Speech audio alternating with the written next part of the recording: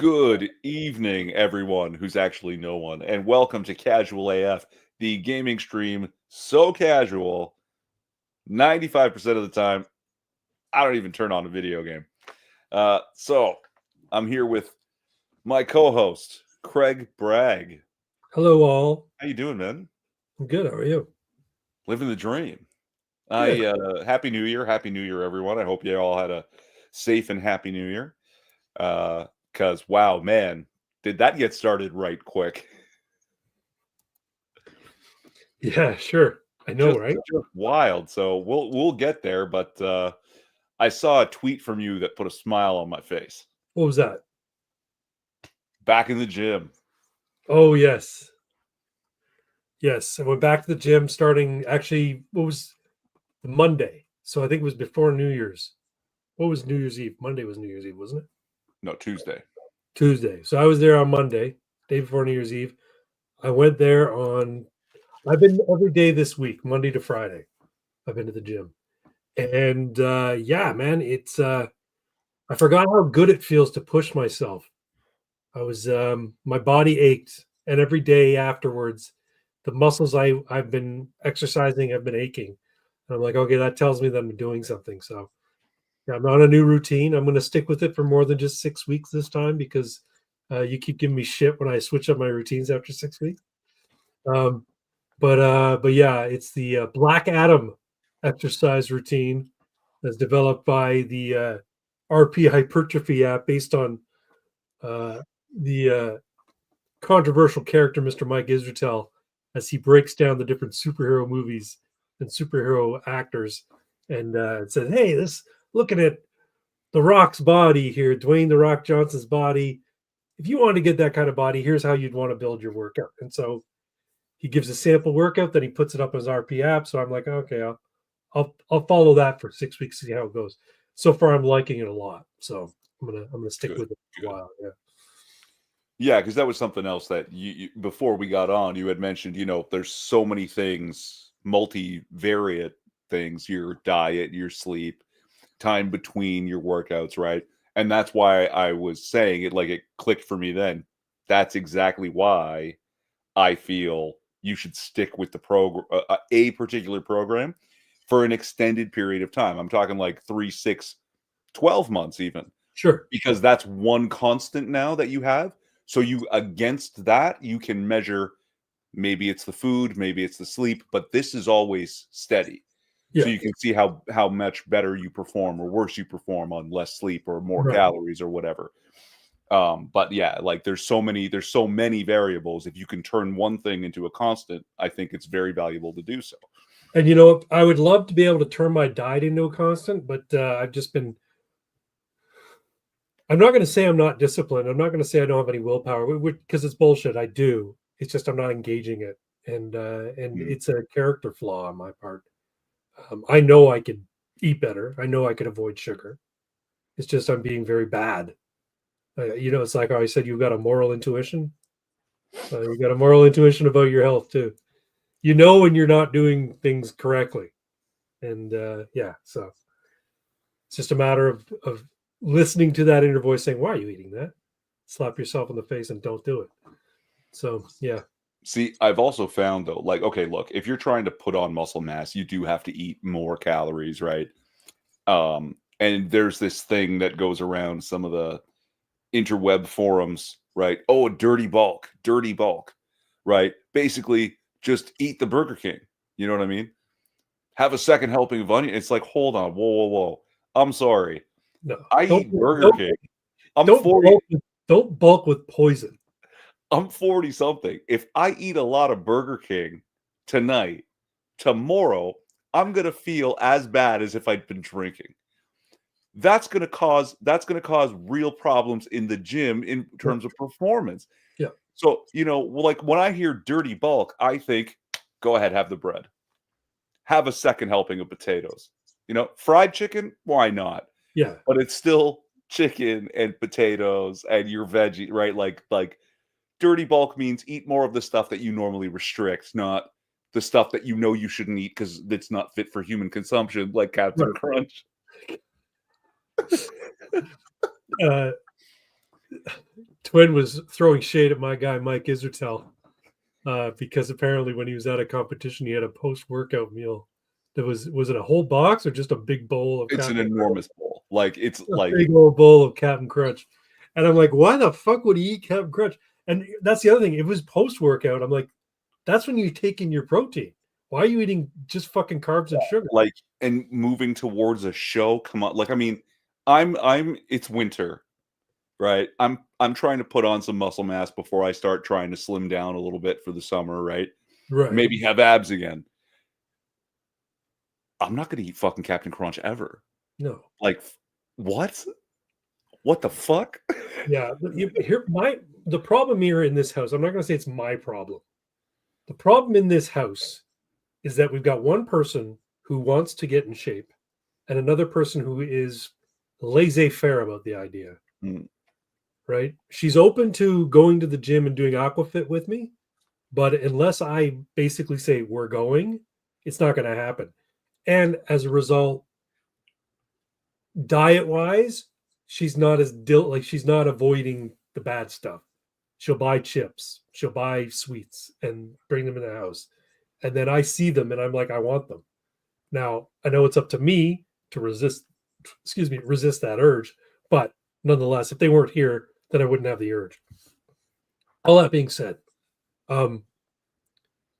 yeah, I agree that there needs to be, you need to be smart. If you decide you're going to do a so-called dirty bulk, that doesn't mean you can just eat whatever the hell you want as long as you're getting X number of calories. No, I like is his name? It's not Huber. I can't remember what the guy's name is. Big Humiston? guy. Sorry, Humiston?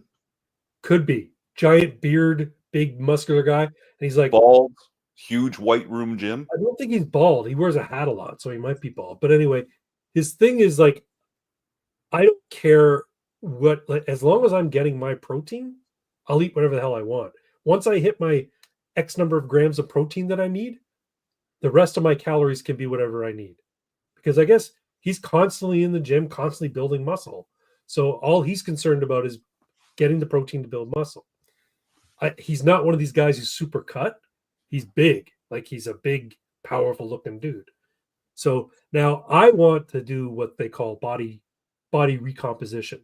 I want to get rid of the fat in the middle of my gut because it's still sizable, it's still there. It's not as big when I wake up in the morning and I look at myself in profile in the mirror. But then by the end of the day, after I've been eating, I get bloated and I'm like, okay, I got to do something about that. So, yeah, I will eat the calories I need to perform in the gym, but I want to concentrate on protein primarily. And I'm not going to go. I was thinking to go keto or carnivore. I'm like, I can't do it. It's just too hard in a household of people.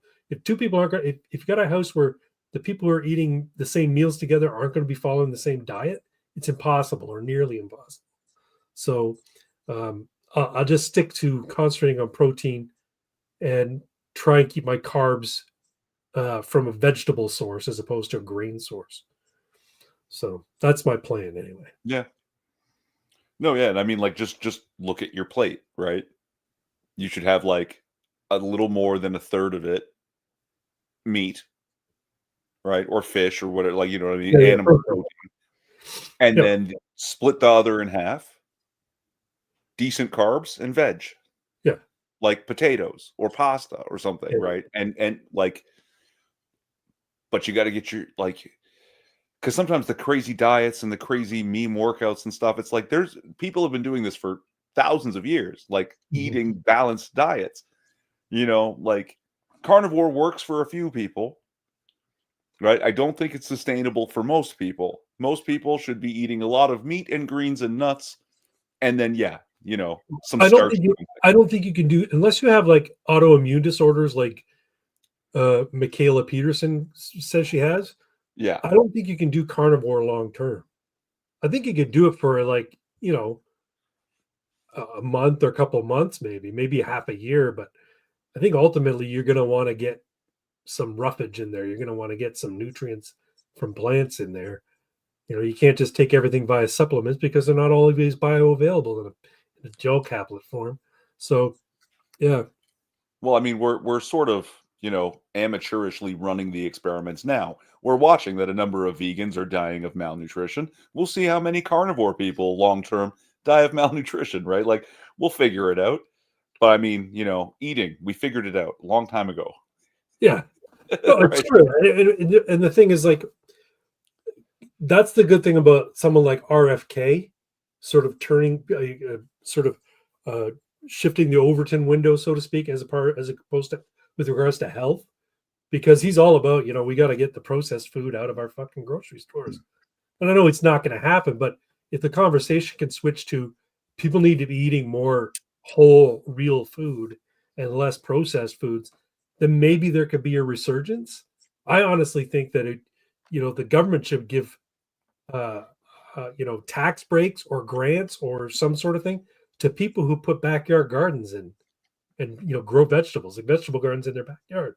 If you've got the space, you should be trying to source as much of your own food as locally and as freshly as possible.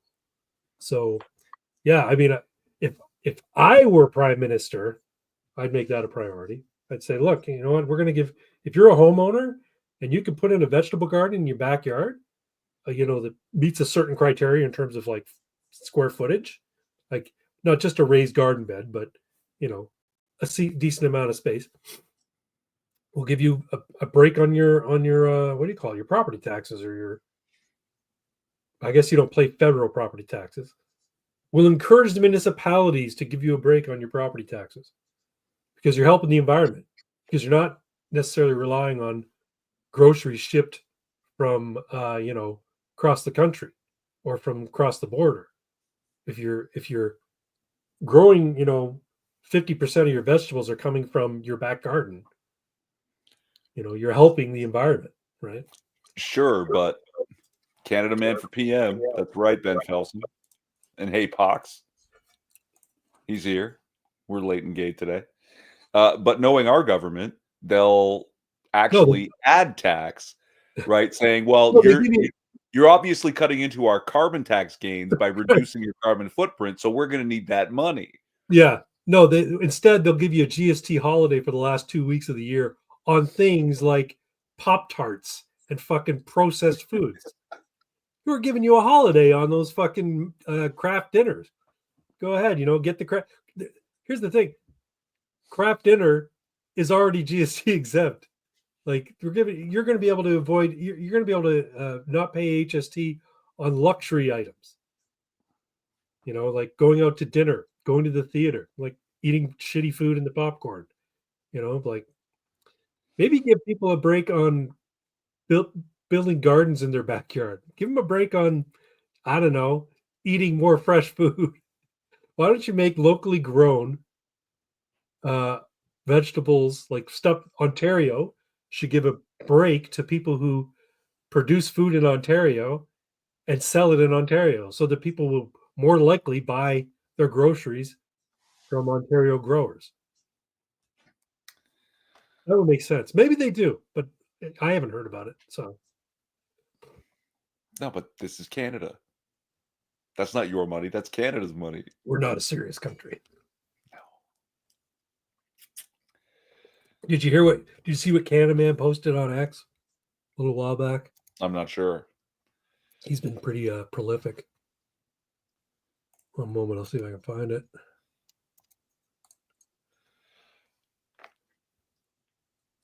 Oh, yeah, guys, just, eat more fucking broccoli. Eat more spinach.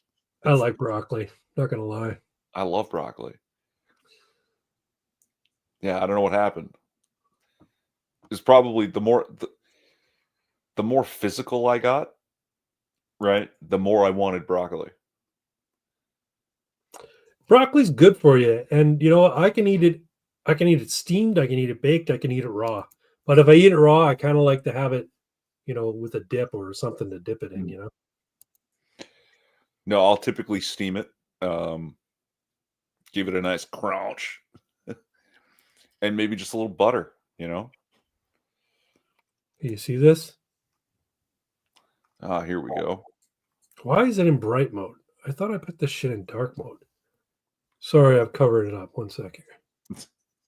It says Canada says any proposed common currency to be used by Canada and the USA should have gold embedded in it. The 100 in the picture below could represent 1/100th of an ounce. This means the bill itself has material value. He's pushing for the gold backs, man. And he Maxime used Bernier follows Canada, man, eh? Maxime Bernier does follow Canada, man. Yes. And the Canada man's Grok made this bill. Grok made this bill. Decent. That's pretty cool. A lot of leaps in there, though. Only one American flag. But well, technically, we get 4 leaves; they get 50 stars. It's there you go. There you go. And some of the leaves are holographic to make sure that the bill is not counterfeit, right? So, well, I mean, as long as there's gold in it, it doesn't matter if it's counterfeit. True. You just melt it down. If there's no gold, then you say, "Hey, you gave me fucking phony money." But Canada man's gonna get himself assassinated for this one. You think? Could happen. Make currency real again. Oh, look, somebody liked it just recently.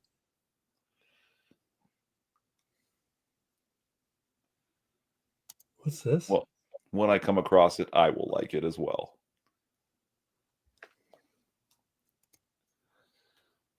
Someone named Wolf liked the post. I don't know who Wolf is. I don't know. Lately, if I post anything, I immediately get a like from a bot that is trying to sell some sort of OnlyFans account. Yeah, I get that too. So, you know how many people follow Canada Man that are like, hot fucking Slavic bitches? Every time you post something, someone else follows them. And it's some like hot chick in like fucking yoga pants, in a, wearing a toque and half naked on the top, out in the woods. Well, that could be legit though, because Canada Man's pretty fucking sexy in them tights, right? Hey man, you said it, not me. Ben Felsen, Maxime Bernier follows. Oh, it's me. I guess Ben Felsen is Wolf. Okay, cool. Thanks for liking there. Yeah, Canada Man's next Balahak costume is going to be white. It's going to be all white. And I hope with red and black accents, because those are the 3 colors. I was going to say though, is that like the winter camo type? No, he's just getting some white pants, a white top, and his helmet is going to be painted white with a red maple leaf, and he's going to have like a plate carrier that has been modified to look like it's futuristic body armor. That's going to be a combination of red and white. So yeah, white is right, says Ben Felsen. Oh, anyway, sorry, I didn't even derail your wag me. No. We do a little wag me and move on. I mean, I'm ashamed to say the numbers because they're such baby weights, but I hit some PRs this week. Good for you, man. Yeah. Good for you. And for reps too, not just 1 rep. Yeah. Let's see if I can do 185. No, you did like 5-6 reps. Yeah, 5 and then 4. I was like, I can do it again, but I didn't get 5 again. That's awesome. One thing I'm not entirely ashamed to say out loud is like my 1 rep max for deadlift. Yeah, was 270. I'd like to get that up to 315, right? Because that's like okay, you're actually serious about lifting weights, right? Yeah, kind of deadlift. But this week, I was repping 240, like just cranking out reps. Yeah, the red boots are gonna stay, Ben. And I'm pretty pleased with it. And like someone had asked me, because I was like, sometimes after the gym, I'm like, oh God, oh what the fuck? And someone was like, why? Why do you do it to yourself? And I was like, okay, look. So I put a whole bunch of weight on a bar, and then I bend over and I grab the bar and I pick it up from the floor, going, ah! And I do that over and over again. And then I rest a little bit and I do it over and over again. Then I go to work and I'm like, oh, fuck, I've got to grab this heavy package and put it over here. Jesus. And I grab the package going, oh, that's actually not that heavy. Yeah. And I put it over there. And it's like, there's noticeable differences in my regular life. Like there's Right. so many things that are just way easier It helps because you in I'm your so job. much. See, because like it also skews your perception, right? I go to the gym and this guy, enormous guy, asks, I'm doing my deadlifts. He's like, hey, can I work in with you? And I'm just warming up, right? Like one plate for deadlifts. And I'm like, yeah, of course, of course. And he bends over and grabs it straight back, comes up about an inch, and then starts rowing it. And I was like, oh, fuck, I'm going to have to just leave the gym now, man. And then, Okay, but no, that being said, though, so you're doing a plate on either side of a bar, which a bar is probably 45 pounds. Yeah, so like 135 is one plate is 135, right? Yeah. So now you're doing deadlift on that, and he's rowing it. Yeah. But you're using your hamstrings, which is one set of muscles. When you're doing your deadlift, you're using your hamstrings primarily. Yeah. Which is one set of muscles on a large muscle, right? But he's using his whole back when he's rowing, really, when you think about it. So yeah, it's not. Yeah. No, was he much bigger than you? Was he much bigger than you? Oh yes. Yeah. Well, then you shouldn't feel so bad. No. I'm not. But that's what I mean. Is it skews your perception, right? So I warm up with 135, right, and then I think I throw then I'm doing 185. Then I go for 225. Yeah. And if I feel good, I'll go up again, right? And I felt good, and I was doing 240, and now he was doing some deadlifts with me, and he didn't see me put the weight on, and he was like, "Is this heavier?" I was like, "Oh shit, you actually noticed because this guy's fucking luge, right?" And then I was about finished, and he put on 315, and I'm like, "That's my goal weight. Let's see it." And he had told me earlier that he hadn't been to the gym in about a couple weeks, right? Yeah. And he's standing there. He's got his hands on it, like he's. Is he rowing or is he doing deadlifts? No. Now he's doing deadlifts, right? Okay. And he's got his hands on it. He's plants himself, flats his back. Nope. And he's just like, nope. And so I was like, okay, yeah, that's smart. Like, I like this guy. That's cool. But then I see a guy moving that weight, and I think, man, this is baby weight. This is so little. And then in my life, it's like I go to grab something that should be heavy, and it's like, I can fucking toss this around. Like, what the fuck? Yeah. I don't compare myself to other people at the gym. I really don't. But when a guy starts rowing my deadlift, I do notice. Like, I can't help it. I'd spend a month away from the gym, right? Probably about a month. And so when I went back and started doing my workout, all I really my criteria was, can I lift this without it causing me any pain, like to my joints by trying to lift it? Like, and if it caused pain, I put it back and I grabbed the next lowest set of dumbbells, and then I went from there. And then for push-ups, I'm like, I'm gonna do as many as I can do until I can't do them. And if it turns out to be 6, then it's 6. If it turns out to be 10, it's 10. So I did push-ups yesterday. First set was 15. The next set I could only do 10. And they're just regular push-ups. They're nothing fancy. But then I was doing deficit push-ups. Man, those are hard. Like feet up. No, your hands are elevated and you're going below your hands. Oh, okay. Yeah. Yeah, that I'm like, holy fuck. I've not done the feet up. I want to try that, but not yet. I don't think I'm there yet. Well, do it the other way around. Like grab a stair and get the reps in, right? Yeah. Oh, you mean like do it so your feet are on the floor, your hands are on the stair above you? Yeah, I could do that. It's less shameful than girly push-ups with your knees, right? Because also that's just a bad way to rock the weight. It's not effective. Yeah.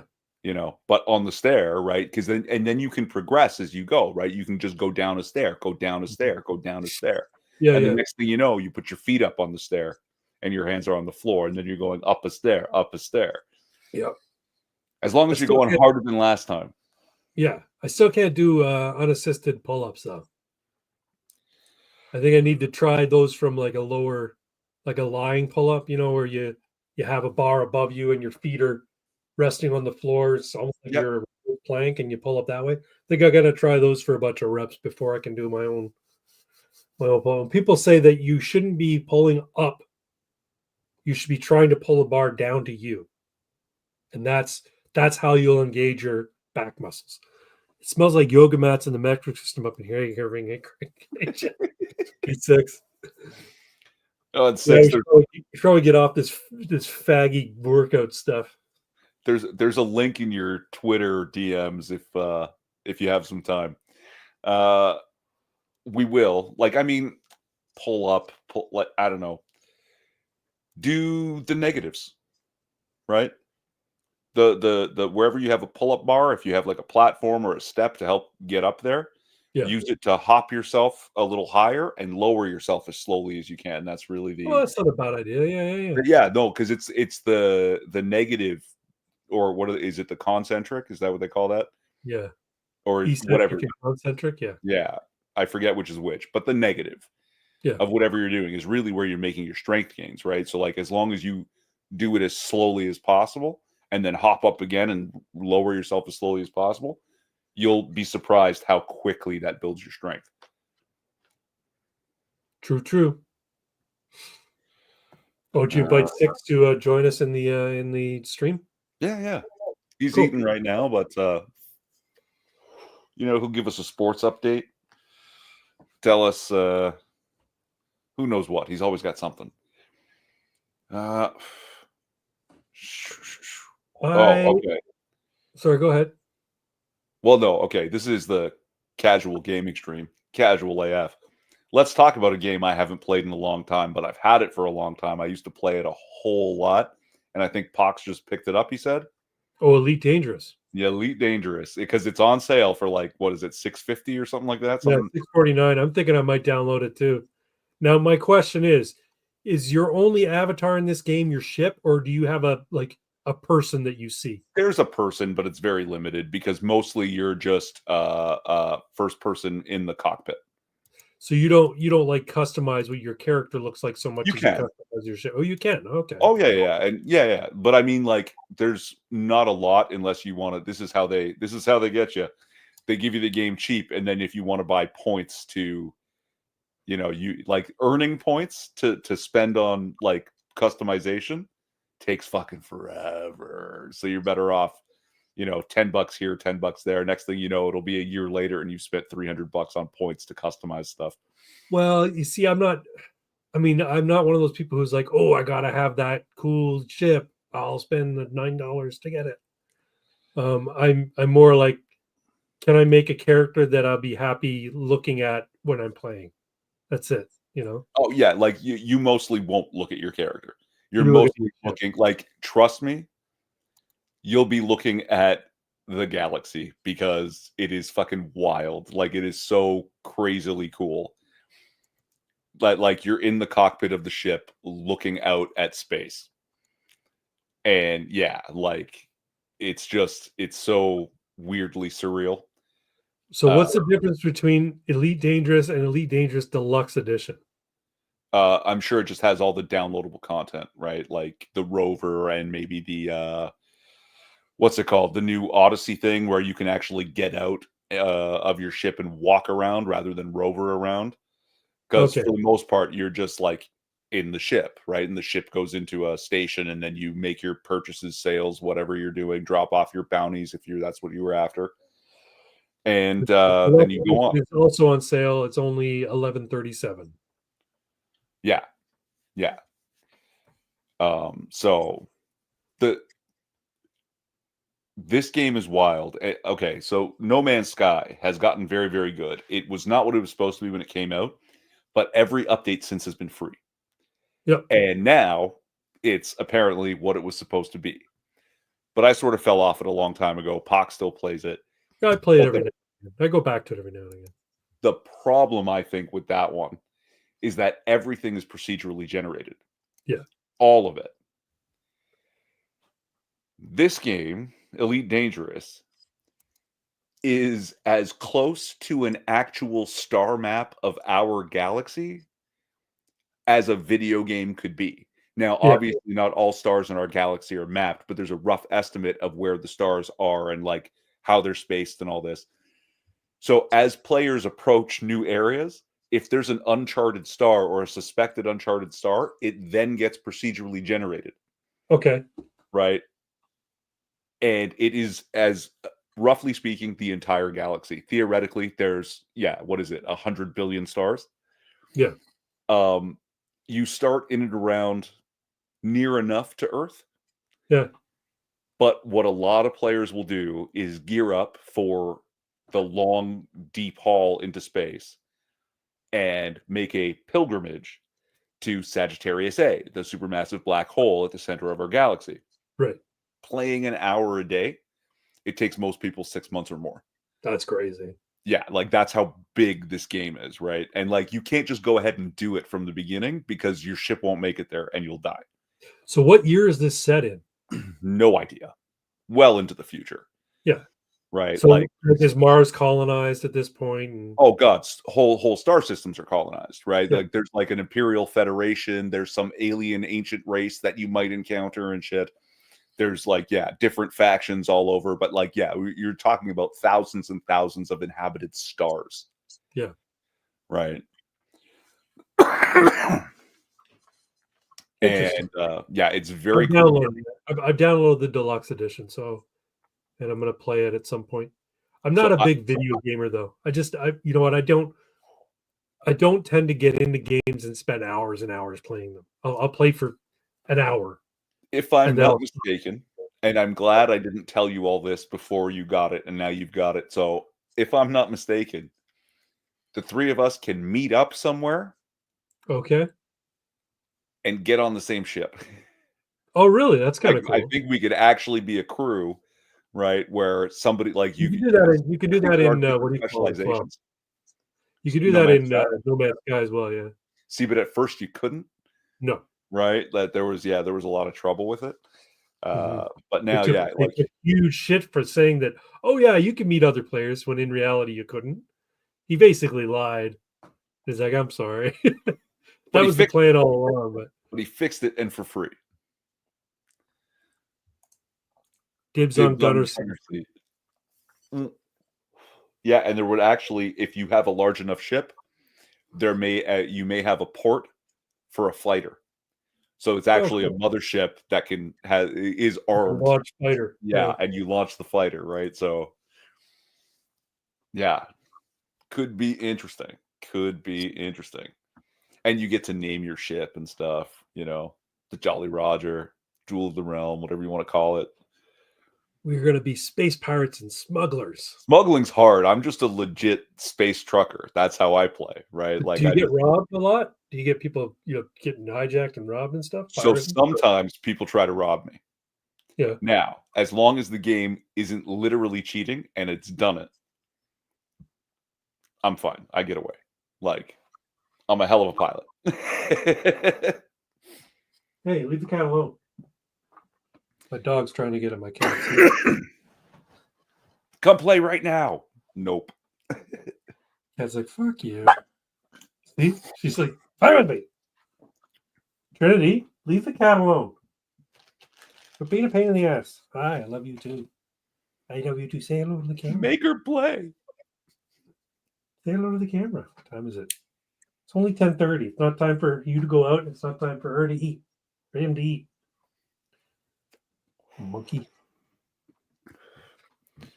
And it solved spaceflight, sort of. Yeah, you said the spaceflight's to second to none kind of thing. Okay, so there are games like EVE Online, which are very popular, very cool, right? All player driven, right? Yeah. But I've played it and I don't like the flight because I like flight simulators, like combat simulators. It's kind of arcadey, I hear. Yeah, it's very arcadey, where the flying in this is a little more, I don't want to say realistic, but it's a little more serious. Mm-hmm. And but they've done this thing where it's not just like the hyperspace drive, which is like, they call it the frame shift drive. Shift. Okay. Yeah, where it's literally shifting your frame of reference. Right. So when you want to travel from one star to another, Well, you're talking about like many light years. So to be able to Right. jump from star to star, you watch your speed counter go up to multiples of C in the thousands, right? To instantly get at the next star. And now your frame of reference drops a little bit. So you're cruising at 30,000 kilometers per hour with the star in front of you and never getting any closer to it. Interesting. Because that's the right. So then when you want to land on a planet, you have to point at that planet and you can get up to like, 100 times C Yeah. racing away from the star for several minutes, right? And you have to slow down appropriately, otherwise you're going to Yeah. overshoot the planet by a whole bunch and shit. And then as you're getting in there, you have to shift your reference again to get down. So is Yeah, that a like way for them to avoid loading screens? Is that how they do that? it basically is, yeah, a little loading screen as you whip through hyperspace, right? Okay. But yeah, no, when you're flying, say in that medium realm, because it's basically like 3 frames of reference, Right. you're flying away from the star and towards the planet, and you actually have to pilot yourself there. And this is actually where you can get robbed. That pirates will try to pull you out of hyperspace with their interdiction machine or whatever, but they have to line it up and get a hold of you. And you now, flying at multiples of C, have to maneuver out of it. Right. Yeah. Yeah, it's wicked. If they pull you out of hyperspace, yeah, fight on sight. That's Now they're funny. blasting. Now they're When blasting. you say pirates, are these other players or these Sometimes. yeah. Sometimes, yes. So there's what's it called? I think it's called Hutton Orbital. It's Okay.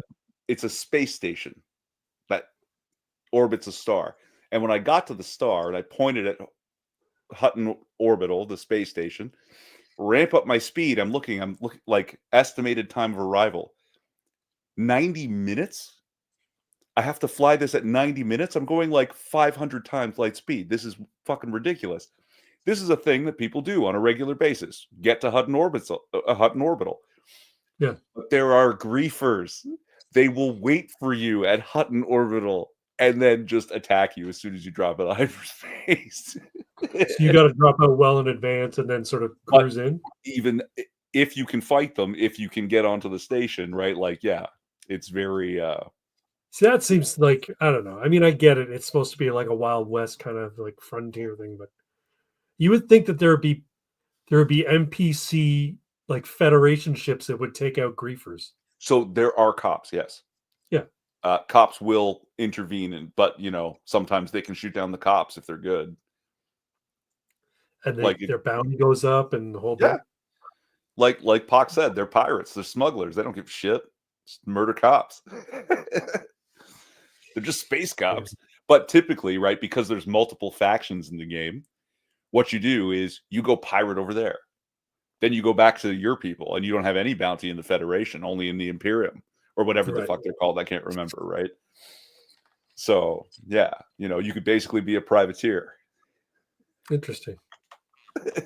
All All space space cops. cops are bad are bitches. I'm gonna be right back. I'm just gonna go get myself a drink, okay? Yeah, man. Okay. All space cops are bastards. Yeah, but it's wildly fun, and yeah, no, I'm typically legit. Smuggling's hard. You've got to know how to manually pilot into the stations because you can't turn on your autopilot because then your autopilot will allow you to be scanned on your way into a station. So smuggling doesn't work. They'll find the contraband, right? So you have to like rocket in at high speeds and slow down without crashing and shit to avoid the tickets and all this. Yeah, it's tough. It's tough. You actually gotta learn how to fly your ships. Uh, yeah, definitely combat's more fun with a proper joystick. And I I could do it. I was good in this game called Dark Star 1. Um, but I'm more in it for trucking and exploration, right? Just keep buying a bigger ship so I can haul more shit and go longer distances. but I never got to a point where I had. No, I did technically have a ship that would be capable of doing the Sagittarius A run, but I wanted the bigger ship. Yeah, because there's small ships built for combat, like fighter jet type ships. Bigger ones made for hauling cargo. There's even like luxury liners, and you can be a tour guide and tour rich fucking assholes through space to different locations, and you get paid for it, and you have to like upgrade your ship with better like accommodations for your passengers, or you can swap that out for better bigger cargo hold or more shields or more weapons and stuff. Like it's yeah. And I haven't played it in a while. I wonder if they've added more ships and more classes of ships, because some of the ships were really fucking cool. But all I can think is that Deep Purple song. Because, yeah, I had a lot of fun with that game. My problem is I tend to have a few drinks while I'm playing video games. So now I'm just driving drunk through the fucking galaxy, and that's no good. Never get anywhere.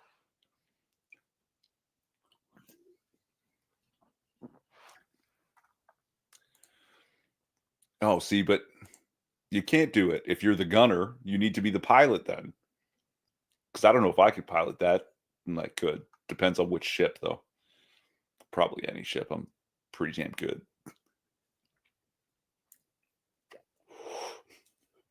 With me at the helm, right, the Massasauga Rattler cannot be pulled from hyperspace. Okay, just so you know.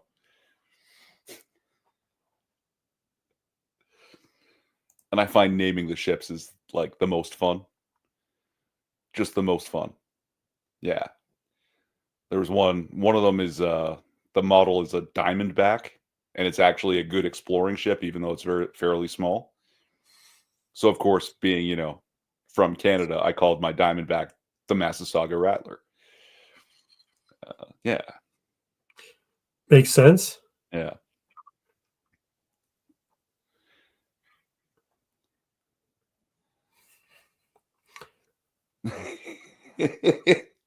So you could also choose the tail number, and this was all during the time of those fucking riots out in Portland when I was playing this hardcore. So my first ship, the tail number was CH-AZ1, and it was called the Autonomous Stone.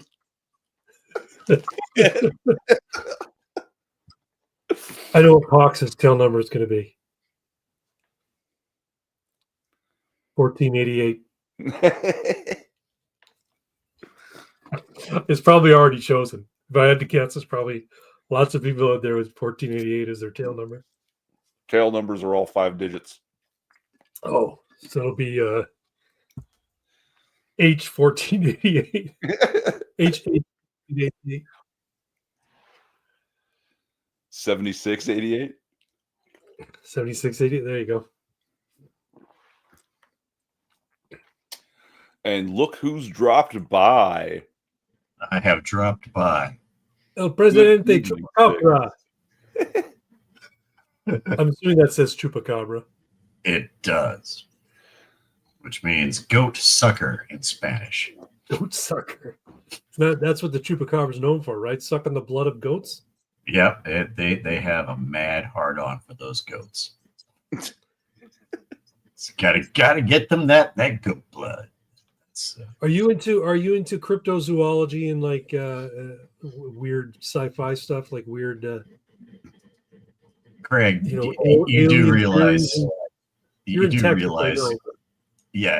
realize what book series you're currently reading, right? Yeah. Do you ever watch a YouTube channel called The Y Files? I do. Yeah. Funny enough, I actually sent those guys a copy of my book. Did you really? Good for you. I did. That's awesome. I have no idea if they actually read it. But... Yeah.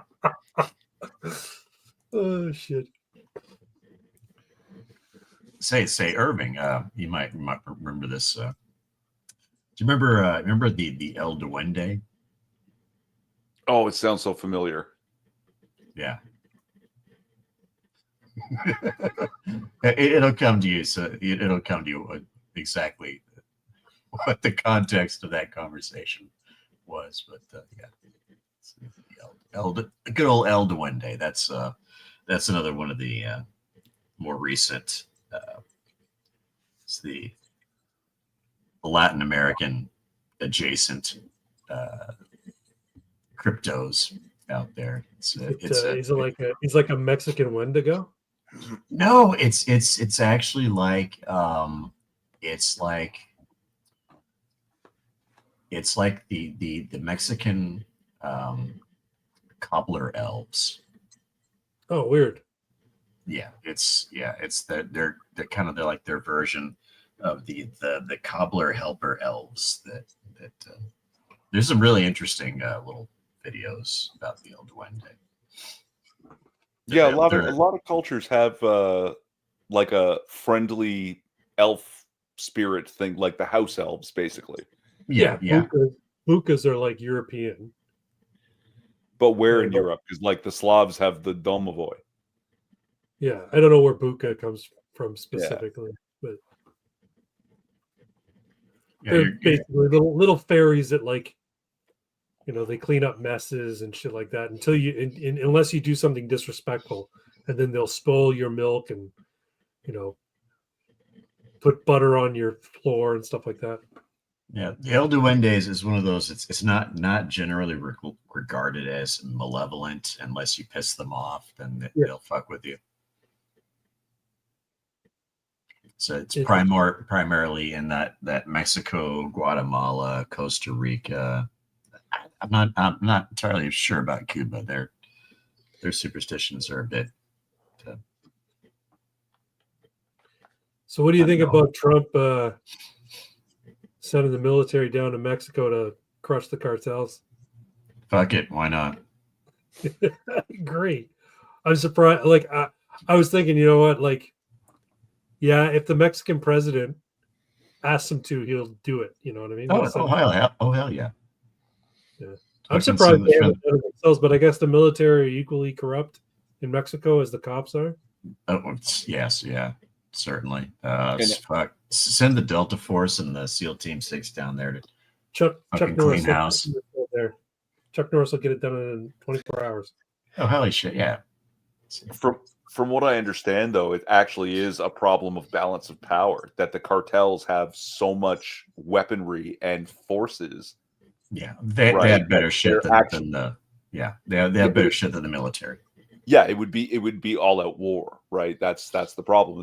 They've carved out territory like rebels, and now they control those parts of the country. The reason why it hasn't happened. Whereas El Salvador never let it get to that point. They had their cartels, they had their gang criminals and stuff, but they were just like American street gangs. They occupied territories within cities. They didn't have entire regions of the country. Yeah, well, we're just going to arrest them all. We don't care. We're not looking for a crime. We're not catching them in the act. We're just arresting them all. If they've got face tattoos, they're arrested. If they're hanging out with guys who we know are criminals, they're arrested, and we're locking them all up. And basically intervening before they get tanks and RPGs and shit. The libertarian in me says, "Holy shit, that's a terrible thing to see," but the person who likes to see order and structure is like, well, you got to do what you got to do. Yeah, pretty much. El Salvador, their situation is a little different than Mexico right now, because it's gotten to the point where actually confronting the cartels at this point would essentially be a civil war situation in Mexico. It would kick off a Mexican civil war. And so that's why they haven't done it. Yeah. But you bring in a foreign national power like the U.S. military, who is not beholden to anybody. You don't have to worry about their corruption with the cartel. And they're just like, bring in the F-35s. Yeah. Well, we don't care. I mean, you tell us where to shoot, we'll go shoot. The bad guys are in there. They elected a Jew, didn't they? did sort of, kind of, yeah. Is she still El Presidente? I think so. Well, I What do you mean, mean by kind of Florida? elected. Oh, she was installed? No. She was the last one standing. Oh, pretty okay. much. 37 potential candidates were assassinated during the campaigning. You're kidding me. No. Holy fuck. Yeah. So Claudia Scheinbaum, she was the last one standing out of all of them, because everybody else is dead.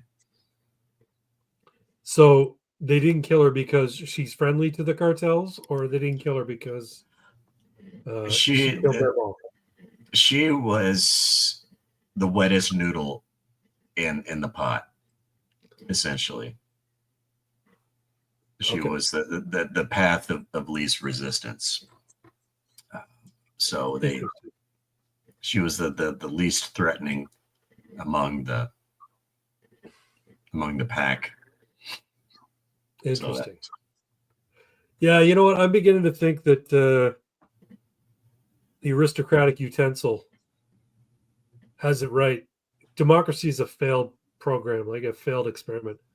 I think we do need a strong sovereign who simply says, I will rule, but I'll be ruling on your behalf. I'll be ruling to make your life filled with peace and prosperity. I'll not lord over you. I will rule to make your life better. You will be my subjects, and I'll expect fealty, but I won't mistreat you. So Sparta as opposed to Athens. There you go. Yeah, have you ever watched Aristocratic Utensil? No. He's a YouTube channel where he has an avatar, and it's a spoon with a top hat and an ascot and monocle, and he just talks about different YouTubers. He likes particularly ranting against Just Some Guy, but he just points out their idiocy in their videos. But he's constantly talking about how he doesn't believe in democracy. He believes in monarchy. He thinks there should be a monarchy. He thinks that democracy's failed, that every democracy around the world is inefficient and doesn't do the job properly, and it's not particularly good at as a form of leadership, and that a monarchy, having the stability of a monarchy, is better for everybody. And he makes some compelling arguments. I encourage you to watch his stuff, but it just sounds like such a departure from what we understand as like sort of common sense, So, hey, I could be king. I could be king of Mexico, and so I would replace the current national anthem with Van Halen's "Everybody Wants Some." Nice. I like Twin's idea of anarchistic monarchy. Well, it's not mine. I can't remember where I heard it. Anarcho monarchy. Well, you've expressed it. Where there's no right of ascension. So when the monarch dies, you basically have all-out war in the country to find out who's going to be the next king. I don't care what form of government you employ, as long as Everybody Wants Some by Van Halen is the new national anthem. All right. Sounds good. If Canada Man becomes prime minister, the new national anthem will be Take Off to the Great White North by the Mackenzie Brothers and Geddy Lee of Rush. There you go. There you go. You might you remember that. You remember when the Mackenzie Brothers were a big thing, Twin? Bob and Doug McKenzie? Yeah, that's how I know how to roll my own with my mitts on. Awesome. Strange Brew is Strange Brew is a great class. It's so good. Classic.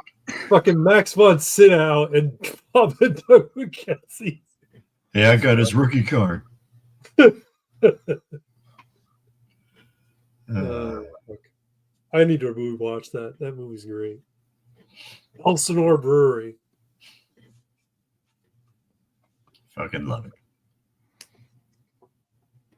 So let's see.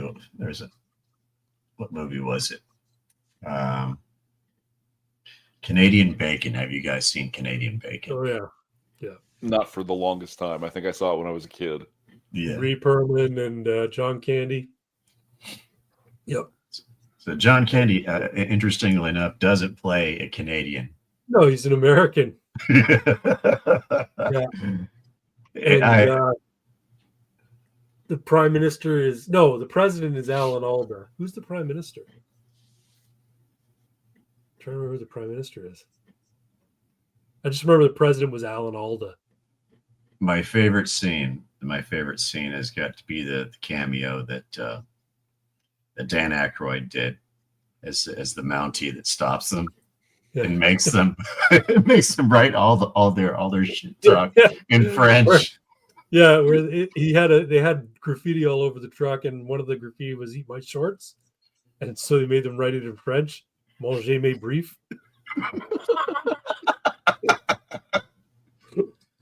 That is the greatest Dan Aykroyd cameo in movie history. These soup eaters, you got to make it all bilingual, eh?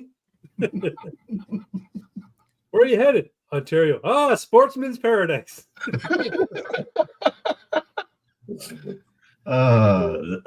hacker Hellstorm. That was the name of the thing that they were after. Yeah. Fucking great movie. It was, and they're running through. They believe that Toronto is the capital of Canada. They didn't even know that Ottawa was. Yeah, so they're running down the streets of Toronto and they're bumping into people, and everybody's going, "Oh, sorry." They're knocking people over onto the fucking ground, and the guy goes, "Oh, sorry."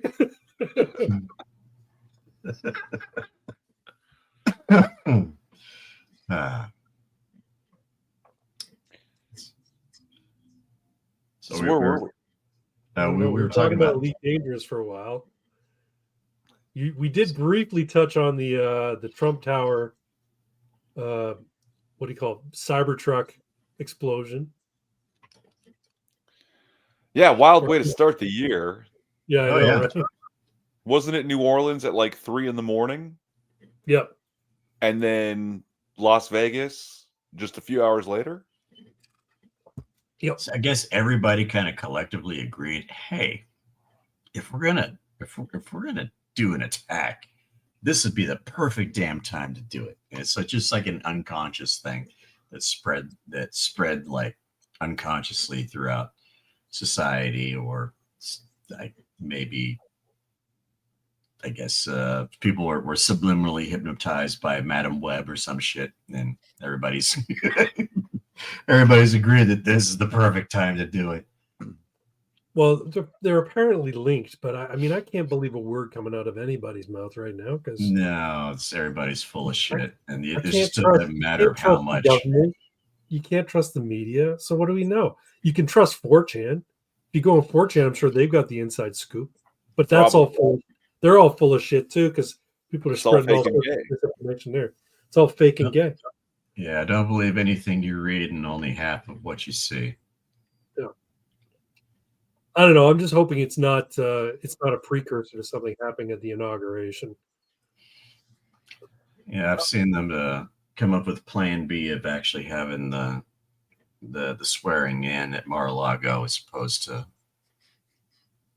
Oh, DC. really? Eh? It doesn't have to be in DC. It could be anywhere. It can be in somebody's stoner closet, and all they need is a. I think it should be in DC simply because the supporters need him to take control in Washington DC again for their own for their own mental health. If he does it at Mar-a-Lago, then the people who are against him will see he's not a legitimate president. He won't even rule from Washington D.C. He won't even lead from Washington D.C. And the people who support him will be like, "Yeah, why isn't he in D.C.?" Or it'll just show further division. People like there are definitely two Americas now. One side of America is in Florida, and the other one's in Washington D.C. So I do agree, Craig. It should be in Washington D.C. However, I would posit this that it should be at a Hooters. Yes. So Trump and JD Vance and Vivek and and RFK and Tulsa. You can all snack on down with some wings. Get a big fucking pound of wings. Big ass pound of wings. Yeah. Yep. Is there a Hooters in Washington, D.C.? I don't know. Probably not. It's a very left town, very liberal town. Well, let me check to see if there is actually a Hooters in Washington, D.C.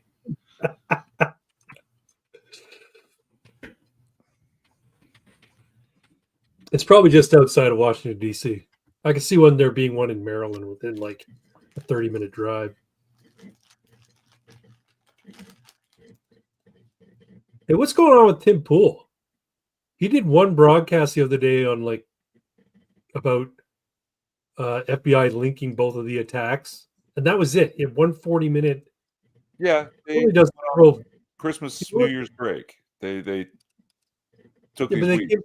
They came back from New Year's, and he did one video that day. Normally, he does several.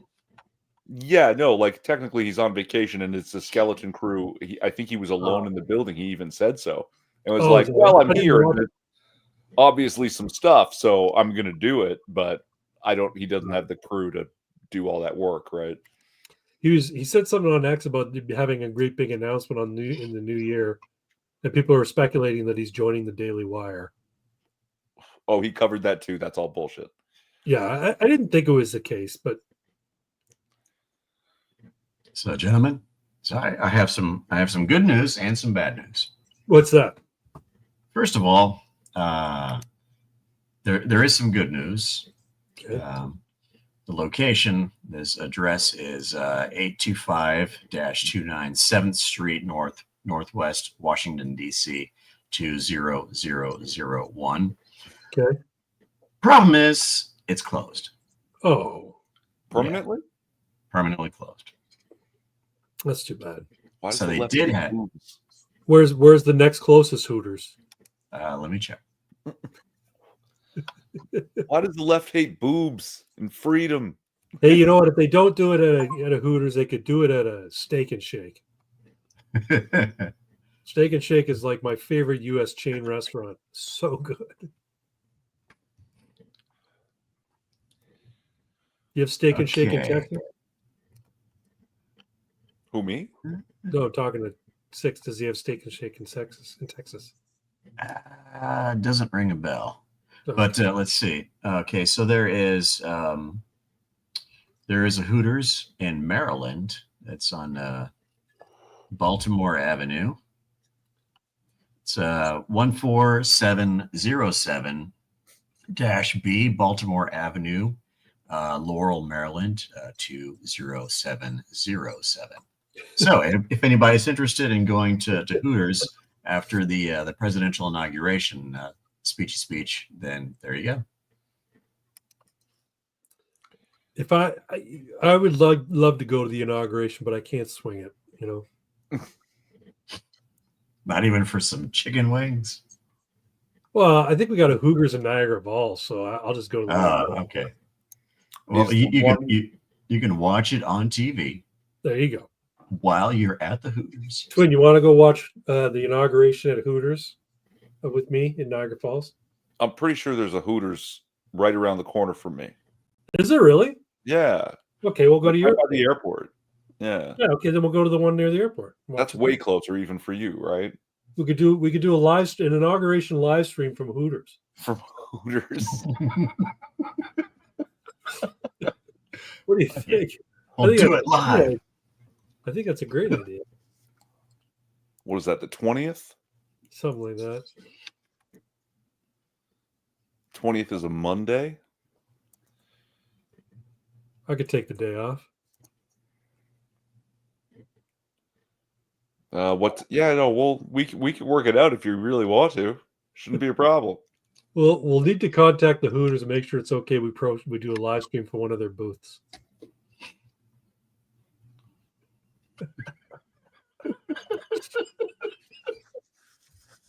Sounds like fun. Hooters, where is it? Etobicoke? Technically, yes. Yeah. Oh, we are now closed at the Hooters Toronto Airport. Carlingview closed forever? Yeah, they're closed now. Toronto Airport Hooters. There's one in downtown Toronto, though. Yeah. Who the I don't fuck really want wants to. I don't really want to go downtown Toronto. I find this to be a common thing with everybody's city. Nobody likes to go downtown anywhere. See, I'd sooner go Niagara Falls, but that's further for you. That's not. I don't know how much that's the problem. It's also Personally, like it's Hooters. It's not that good. The food's pretty subpar. so whatever chicken wing establishment you guys. Oh fuck! If I had to choose, it'd probably be chicken wings. See, I'm not a wing guy, but I'd probably do if I were doing like a chicken sandwich. It's Mary Brown's all the way. Mm. For wings, last I was there, they were good. Wing Emporium. Where are they at? There's a bunch of them. It's a chain. See, I kind of like the idea of a Hooters for inauguration, though. It just seems like it's kind of suits the character of the president elect. You know. No, then it would have to be McDonald's, right? That's true. Hey, that's an even better. Okay? I'm vibing with that type beat. Now, will McDonald's let us do a live stream from one of their booths? Probably not, eh? If I'm wearing a suit and my hat, I'm sure they'll let you. Yeah, live streaming the inauguration. This is official, guys. Yeah. We stream at the pleasure of the president. That's right. We'll get lapel pins that'll be a Canada flag and an American flag side by side. Wear them on our suits.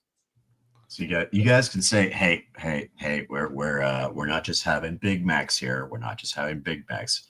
We're having the biggest sandwich ever. It's the most awesome sandwich ever produced. It's the biggest Mac. It's the biggest Mac. It's the most special, most wonderful sandwich ever produced by McDonald's. I can totally tell you myself.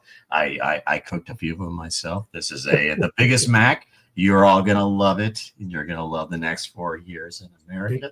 Hey, people say it's the best sandwich they've ever made.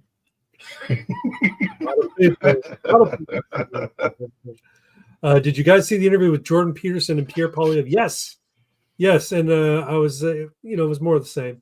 It's Pierre hitting his talking points, but I was kind of disappointed that he didn't talk about Bill C-63. I was kind of disappointed that he didn't explain how it is that Bill C-4 received royal adoption, like not royal, unanimous adoption by the House. Now, I did find out that it wasn't voted unanimously on. The Conservatives voted 62 against 51 in favor. But I guess when it went to went to receive assent, like signed into law, it was signed into law with unanimity in the House. That is, nobody protested it being signed into law, which would have made no difference in terms of it being adopted. But it would have been nice if somebody on the conservative side of the thing said we stand against this being adopted. But which would have been a good question that made a lot of sense, because Jordan Peterson became a household name because of trans pronoun issues, and that was way back with the and he didn't touch on it at all. And considering Jordan Peterson is has a very strong opinion regarding the whole transing of kids thing, you'd think that would be something that he'd wanted to talk about. But yeah, it was probably one of these things where they made the arrangements for the interview, and the Poilievre team said these are third rail subjects you can't talk about, and there were several things that he wasn't going to talk about. But who knows? Yeah, I mean, at the very least, though, they are going to prorogue Parliament before C-63 gets passed. Which means it's dead. Yeah. At least for now. Small blessings, Well, if it's dead now and then they're prorogued until the next election, then I don't think they're going to take it up again. Under a Polyev government, they're not going to take No, it up. we'll see, right? Like, I mean, again, he's saying a lot of the right things now, but he wasn't doing any of the right things when they mattered. I would hope that he has. I agree, because he's a conservative. He's a CPC member, and as you and I both know, that party is really all about what is polling well. That will be our position. Yeah. My hope is that Pierre Polyev is aware enough that he realizes that things are actually changing in the world, that things have shifted with the election of Donald Trump, and that basically what's going to be happening in Canada as well as the United States is going to be a whole new game, and he needs to get on board with that game as opposed to the traditional game that's played by the United States. Like, here's the thing. You and I have talked about this. We did this on the Ammunition. But what's his name? Kevin O'Leary. Love him or hate him. He is all about this idea of having a North American Union, or at least a Canada-U.S. alliance that brings in a common currency and a common passport. The idea that basically Canada and the United States would become like a Eurozone, and that people could move freely between the two countries, because citizens with, citizenship in one of the two nations can move freely between the two countries. Goods can move freely between the two countries. And basically, it would unlock the economic power of Canada, unlock the natural resources of Canada for exploitation by companies in both Canada and the United States, and really make Canada an economic powerhouse. That's his whole, that's the thing that he's chomping at right now. And if that happens, then Pierre Polyev has to work within that paradigm. And if he's going to work within that paradigm, he's got to work in a way that's going to get along with Donald Trump. He can't be beholden to a media that already hates him. He basically has to say, look, we're going to get along with this guy, because he's the president of the United States and they're our biggest trading partner. And I don't care what the fuck you say about it. The Canadian people are going to benefit from this relationship, blah, blah, blah. Sure. But I think there's a major problem, i.e., like unlocking Canada's economic potential. This is absolutely not the best way to do this. Like, no, you're right. It's not. Like, I mean, it's a lot simpler. It'd be much better if he just simply said, hey, we're going to open up all of our natural resources to exploitation by Canadian companies. But yes, and get our oil to Tidewater. Right. Exactly. We're also not going to wait for them to vote for a referendum. We're just going to kick Quebec out. Right. Oh, that'd be good. You're done. You're not even you having a referendum. Canada will have a referendum. Think of how much money Alberta would save simply in transfer payments by not having to fucking prop up Quebec. You're no longer a province. You're not even a territory. You're just a vassal land ship in this region, and we can turn the flow of the pipelines around to go the other fucking direction. True. Which was the plan. I like the energy here, guys. But so the only way I'll get on board with this is if there's a poutine restaurant opens up in San Antonio. Sure, I'll open up a whole fucking franchise operation. There's a place. Have you ever had Smokes Poutine there, Twin? No, I'm not actually a huge poutine fan. Like, I fucking love poutine. Smokes Poutine is a chain. They've got a couple of them around. I've been to the one in Guelph. I think there's another one. There's another one in Mississauga, I think. But anyway, you can get poutine, and then you can get protein thrown on top. So you can have pulled pork. You can get mac and cheese poutine. You can get all sorts of different types of poutine. They're really, really good. The gravy they have at Smokes is better than any other poutine place I've had. Now, is it traditional Quebec, a Quebecois poutine gravy? I don't know, maybe not, but it's damn good gravy nonetheless. So I want the travel cups. You can get the big gulp travel cups with the big plastic lids that snap on. It's like a big moose head. It has to be a moose head. Filled with poutine. Filled with poutine. See, you like, maple manners in your gravy. Look, I know it sounds great, right? But also, Texas is a little bit different climate That's right. than Canada, and this is heavy food, It right? is. Yeah. This is for filling a winter belly to keep you warm for the next several hours to go back to work. Like, how popular would it be? Irving, you obviously have not had San Antonio barbacoa. You see the portion, have you seen the portions in Texas, man?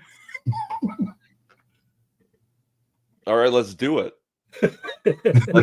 let's just the three of us. We're just gonna open up a poutine stand. Yeah, for sure. What would we call it? It's, Vladimir Putin. Somebody did that already. Oh, that's yeah. Sorry. I hate being second. Damn. We'll come up with something. No, poutine's good. It's a nice Canadian dish. How about this one? You poutine me on.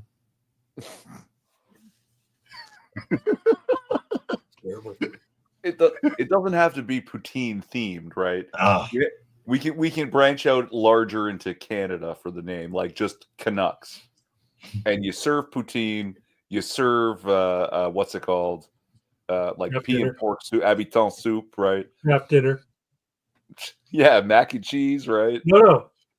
In Craft Canada, dinner. it's called craft dinner.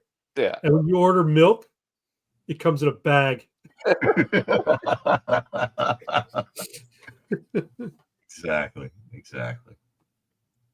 And yeah, we'll get. Do you need liquor licenses in Texas for your restaurant? We'll get one, and we only serve imported Canadian beers. There you go. There we go. And CC and Crown Royal,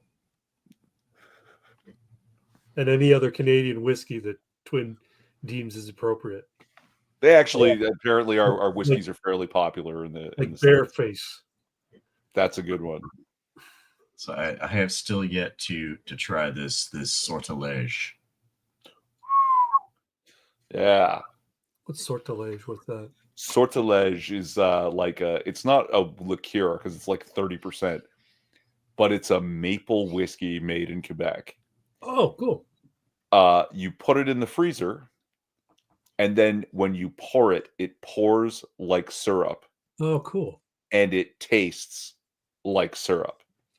Like you could put this on somebody's pancakes unwittingly in the morning, and they would have no idea that they're drinking whiskey.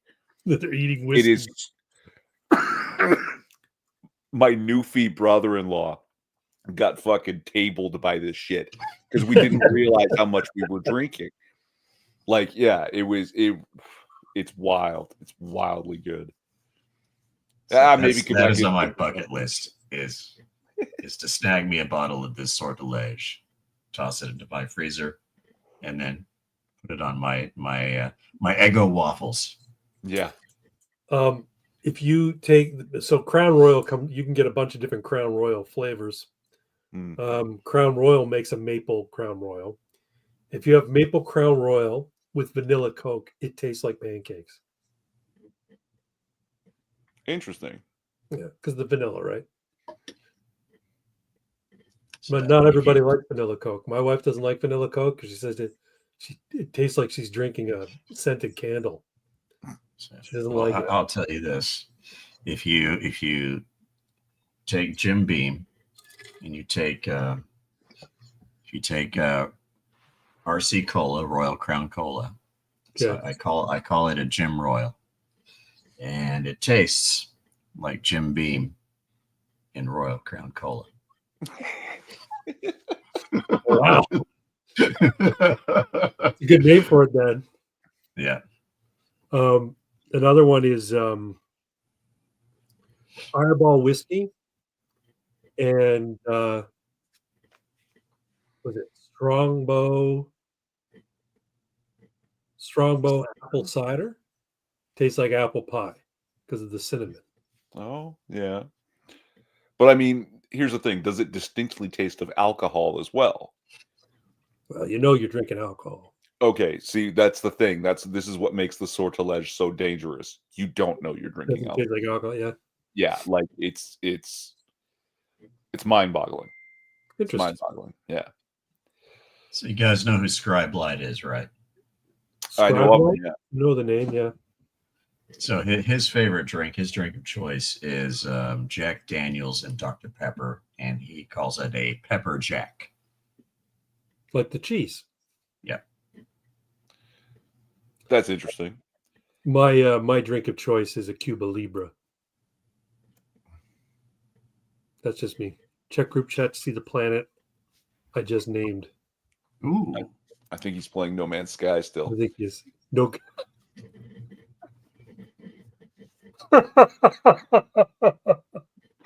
You want to share this? Do you want to share it? It's your stream, man. You decide. Hey, they won't ban us because we never get new viewers. So it doesn't matter. It doesn't matter. All right, we're gonna share it. Here's a toxic take. Just a disclaimer: this was not created by anybody that's on the panel tonight here, or the. Oh. The weather is infrequent heat storms. Sentinels are intermittent. Flora is rich. Fauna is bountiful. Resources: selenium, silver, phosphorus, and copper. Infrequent heat storms is pretty good. That's not bad. That's a pretty good planet to go to. Nucky K's Alouette is a strange name for a planet. Nucky K's Alouette is a good name for a planet. So I'm not sure you're going to find any. Nucky K's Alouette. So I'm not sure you're going to find any kosher food on that planet, but it is lovely.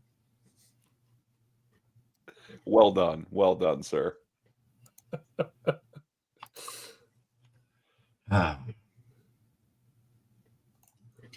So speaking of video games, I brought this up in chat earlier, is that when I do actually get my new rig, and I don't exactly know when I'll get my new rig, because the one that I have right now it's running on Windows 7, and Steam doesn't like that anymore. So when I do get a new system up and running that is running something like Windows 10, I will be going back and finding in all the Leisure Suit Larry games. Oh, I remember those again. I remember those. Yeah, those are terrible. They were terrible. It's awful, but just at the same time charming. I remember playing the one that was like the first one was really pixelated. Leisure Suit Larry in the Land of the Lounge Lizards. Yeah, that was the first one, and it was such a funny game because no matter what you did, you ended up looking like the worst type of person possible. Like you go to buy a condom, and you could try and choose the most like mundane condom, but the guy behind the counter would shout out what you bought, and everyone would go, "What a pervert!" So the last one I played was, I can't remember what number in the series was, but it was he was at an airport. Is he like a captain, like Mile High Club, probably? Probably, yeah. Yeah, I remember the one where he's at college. He went to college to bang a co-ed. Was that the one they actually released on the consoles? I don't know. I only ever remember playing the pixelated one, the very first one. No. They released one on like one of the modern consoles. I think it might have been like PS3. Oh, really? Yeah. Let's find out. Yeah, I can't remember what generation, but Leisure Suit Larry. Okay, so Leisure Suit Larry, original series. So the first one was in 1987, Leisure Suit Larry in the Land of the Lounge Lizards. And then 1988, goes looking for love in several wrong places. The last one was... Oh, they did a remake of the Lounge Lizard ones. There's one called 2004 Leisure Suit Larry Magna Cum Laude. Yeah, that's the one. Which console was that on? Let's see. Windows, PlayStation 2, and Xbox. PS2. Okay. And then Leisure Suit Larry box office bust. Windows, PlayStation 3, Xbox 360. Wow. Leisure Suit Larry, Wet Dreams Don't Dry. Mac OS X, Windows, Mac OS X, PlayStation 4, Xbox One, and Nintendo Switch. And then Leisure Suit Larry, Wet Dreams Dry twice. Windows, Mac OS, PlayStation 4, Xbox One, Nintendo Switch, and Android. You could play it on your phone. But like Nintendo, come on. That's really disappointing. Nintendo Switch is supposed to be the kids unit. Like it's supposed Yeah, to the be family fun one. Like I know. you know, the Super Nintendo in Japan was called the Super Famicom. Oh, really? Okay. Family computer, Famicom. Yeah. There that's really that breaks my heart. Like Okay, so the one I'm thinking of is probably Love for Sale. that one sounds familiar.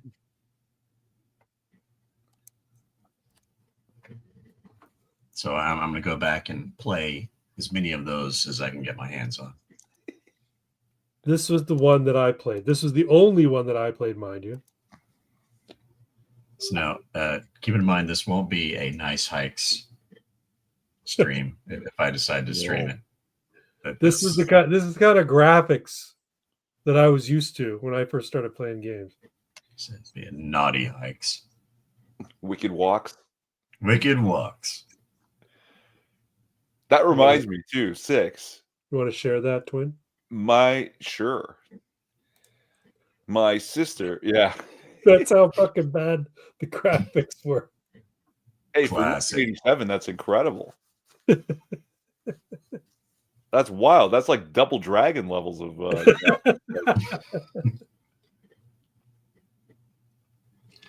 Chupa Libre Misterioso. My sister and brother-in-law, you know how like a lot of girls don't really play video games, but their boyfriend or fiance might. Mm-hmm. And then the girlfriend will get hooked on the video game and she doesn't want to play it, but he's not allowed to play it when she's not there. You know what I'm talking about, right? Like when Kingdom Hearts came out, the girl I was dating was like, "Oh, all the Disney characters, you can't play this without me." She wouldn't touch a controller, but she wants to see it all happen, right? My sister did this to my brother-in-law to-be with a game called Stray. Oh, I know. The cat game. The cat game. I still haven't played it. I'm desperate to play this game. It looks so comfy and mysterious, and like it's an interesting little game. Yeah, it's an interesting little game. Will It Forge? Eve, I think even Weibo has played that.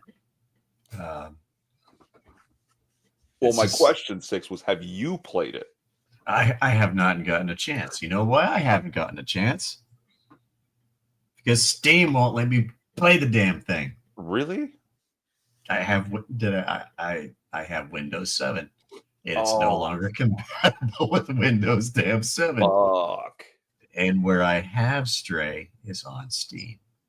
So that's why you haven't seen a Nice Hike stream in a good damn long while. Because I can't actually play friggin' GTA. That's Stone Age computer. Shabo Eater. He gets to name all the animals. Yeah, when you discover an animal, you get to rename it. Fuck. And then this one fucking makes me howl. Terror Shlomo. Jesus, look at the schnoz on that fucking thing. Oy vey.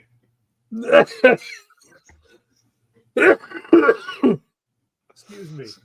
Sorry. So the 2% of me that is Jewish really identifies with that dinosaur. Dinosaur looks like it's going to try and eat my children's genitals. That's called a bris. Just the foreskin. That's called a bris. It's kind of suspicious that cutting off the foreskin and sucking it off. Mm. It's called a bris. And Jews really like to eat brisket. Coincidence? I don't know.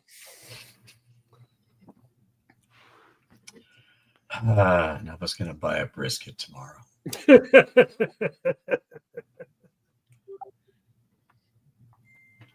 Oh boy. Oh wait, there's more. Oh boy.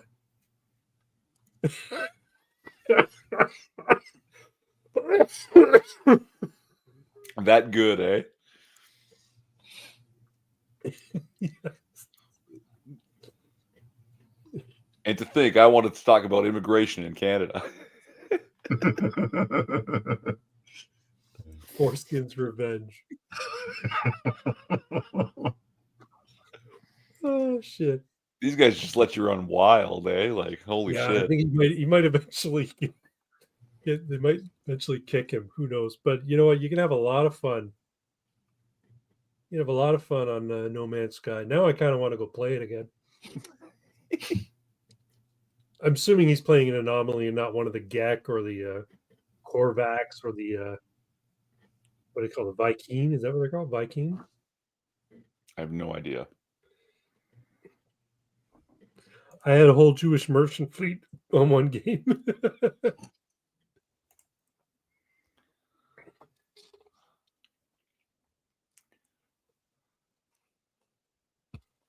You know, it's funny is you go back and watch Deep Space Nine.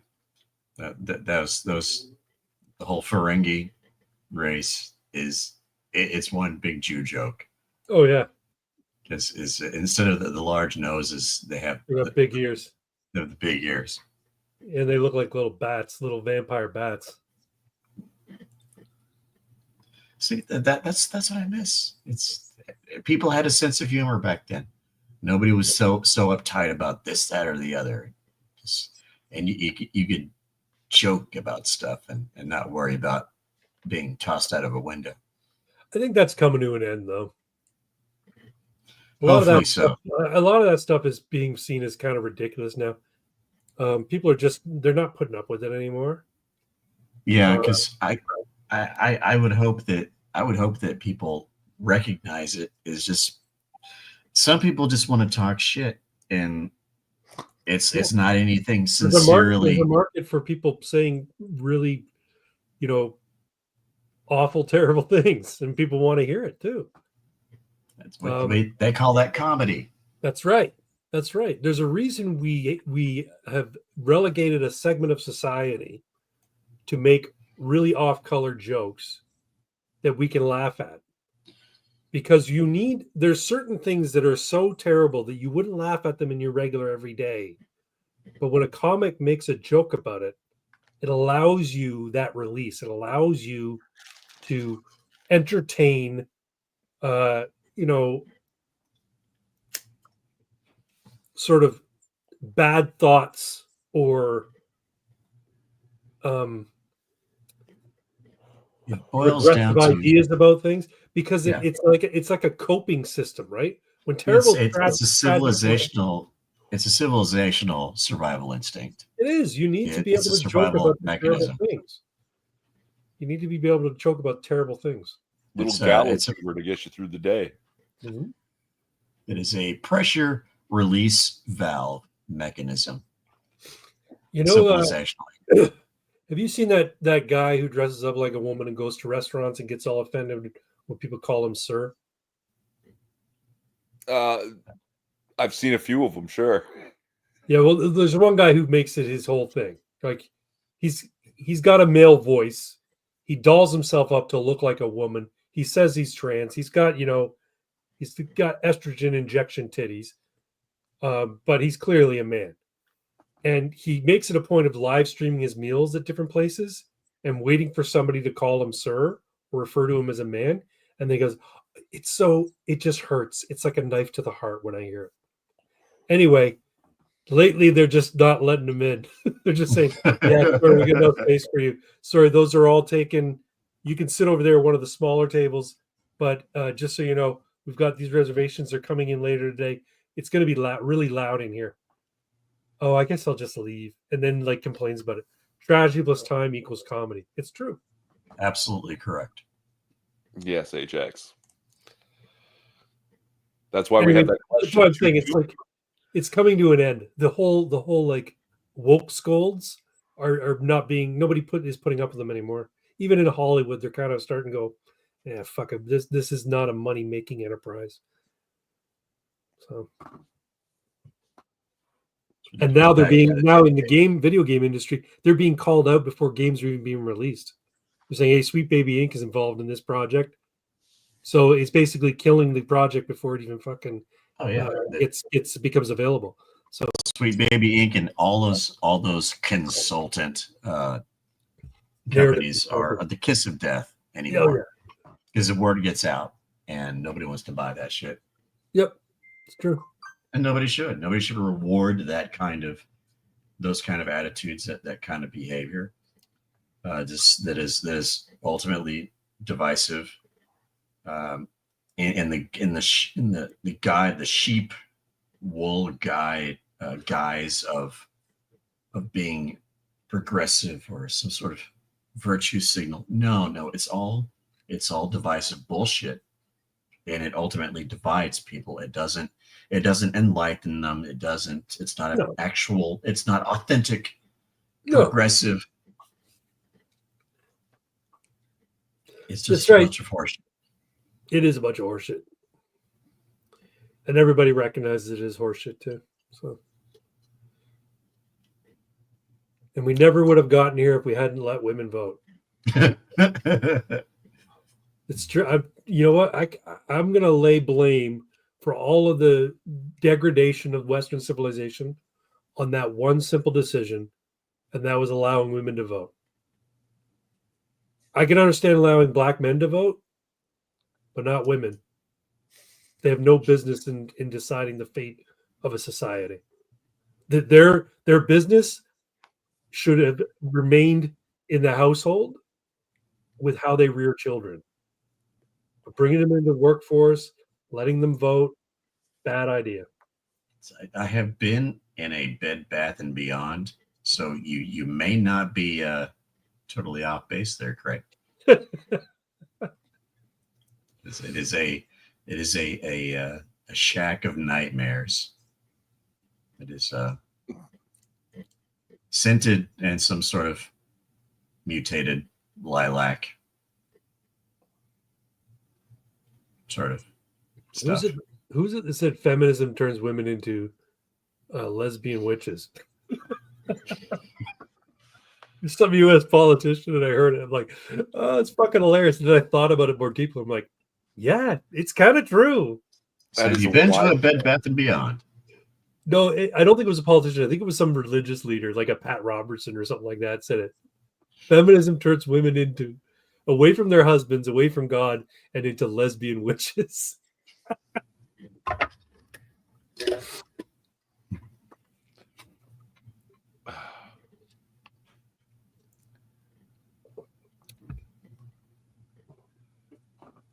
So I love women, by the way. I'm not a misogynist. I love guys. Women. So how about them Leafs? I don't follow hockey. You're talking to two Canadians who don't really follow the sport. So, okay, let's have a look at this. Leafs are just fucking terrible. Interestingly enough, this season, they're actually the top of their division. They're currently at 52 points, which is fourth in the league overall. It doesn't matter. But good news is, guess who's better than them right now? Who's that? Boston. The Winnipeg Jets. Oh. They're currently 4 points ahead. Decent. 2 games, yeah. It's not bad. It's not bad. Go Jets. I've told you my theory. What? The Leafs can't win. Why? Like they can never win a Stanley Cup. Why? The organization will have to thwart any attempt at actually winning because it's the tension that keeps people excited. If they were to win a cup, how many fucking years later is this now? 57 years later? Right? Yeah.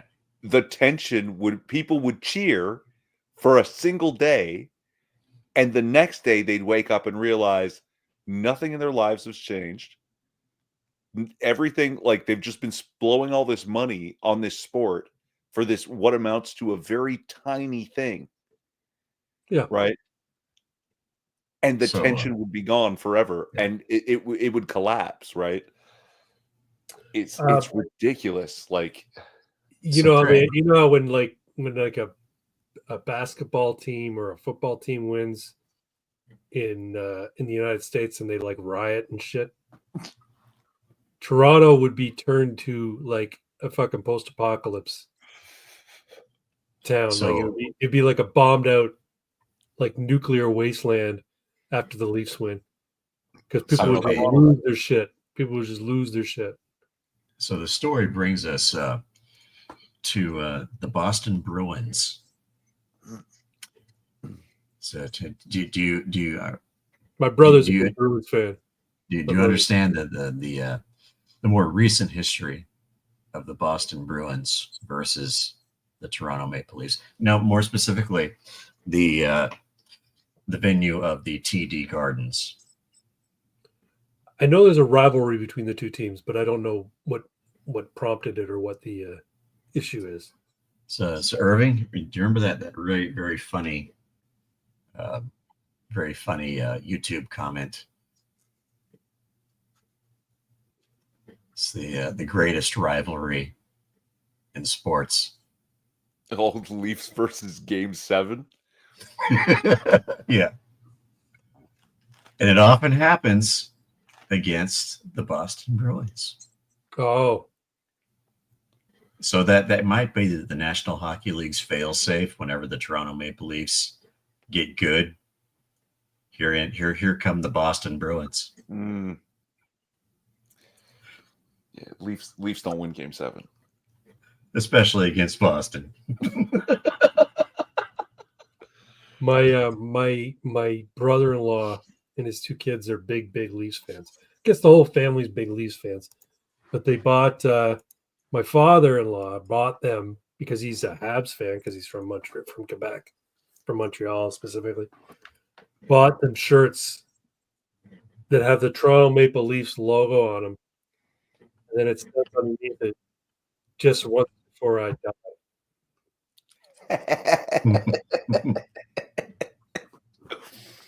And they thought this was a big joke, right? But apparently my brother-in-law was kind of offended by the whole thing because he doesn't like his Leafs being talked about in a disparaging way. And I'm like, how can you be such a masochist?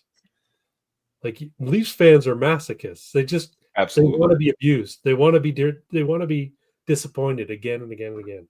And it's always amazing to me how far and wide this illness goes, right? Like, there's an argument to be made about the original 6 teams, right? That people are fans of the original 6 teams. And whenever the original 6 teams are facing off against each other, doesn't matter who's home and who's away, your arena is roughly half and half fans of the 2 teams, right?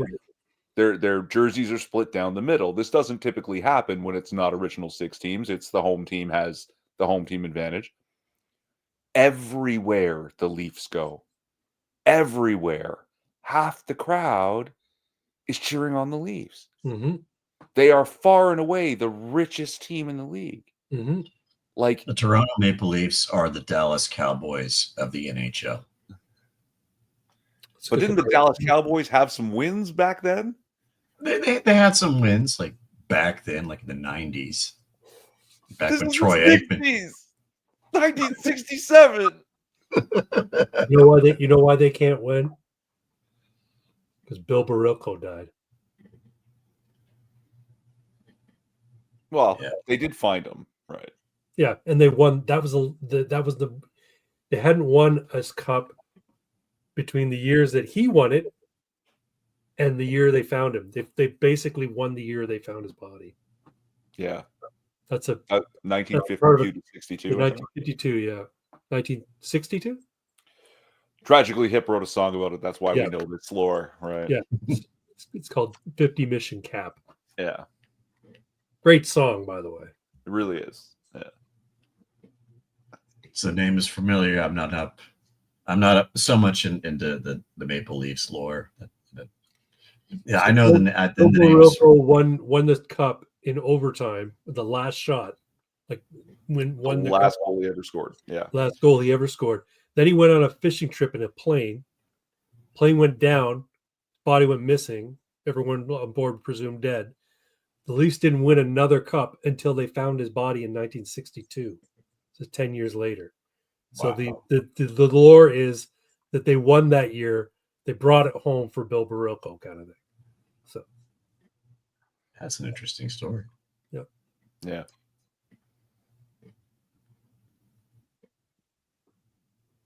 So anyhow, Barilko disappear. So statistically, it is conceivable if the Stanley Cup playoffs were to start now, the Leafs could draw the Bruins in the first round. How many more weeks until the cup? Oh God. April.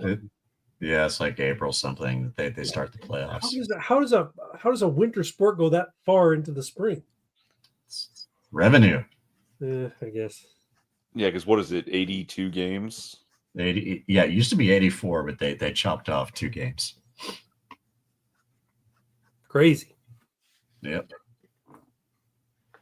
So I'm looking forward to the old Boston Bruins skating into.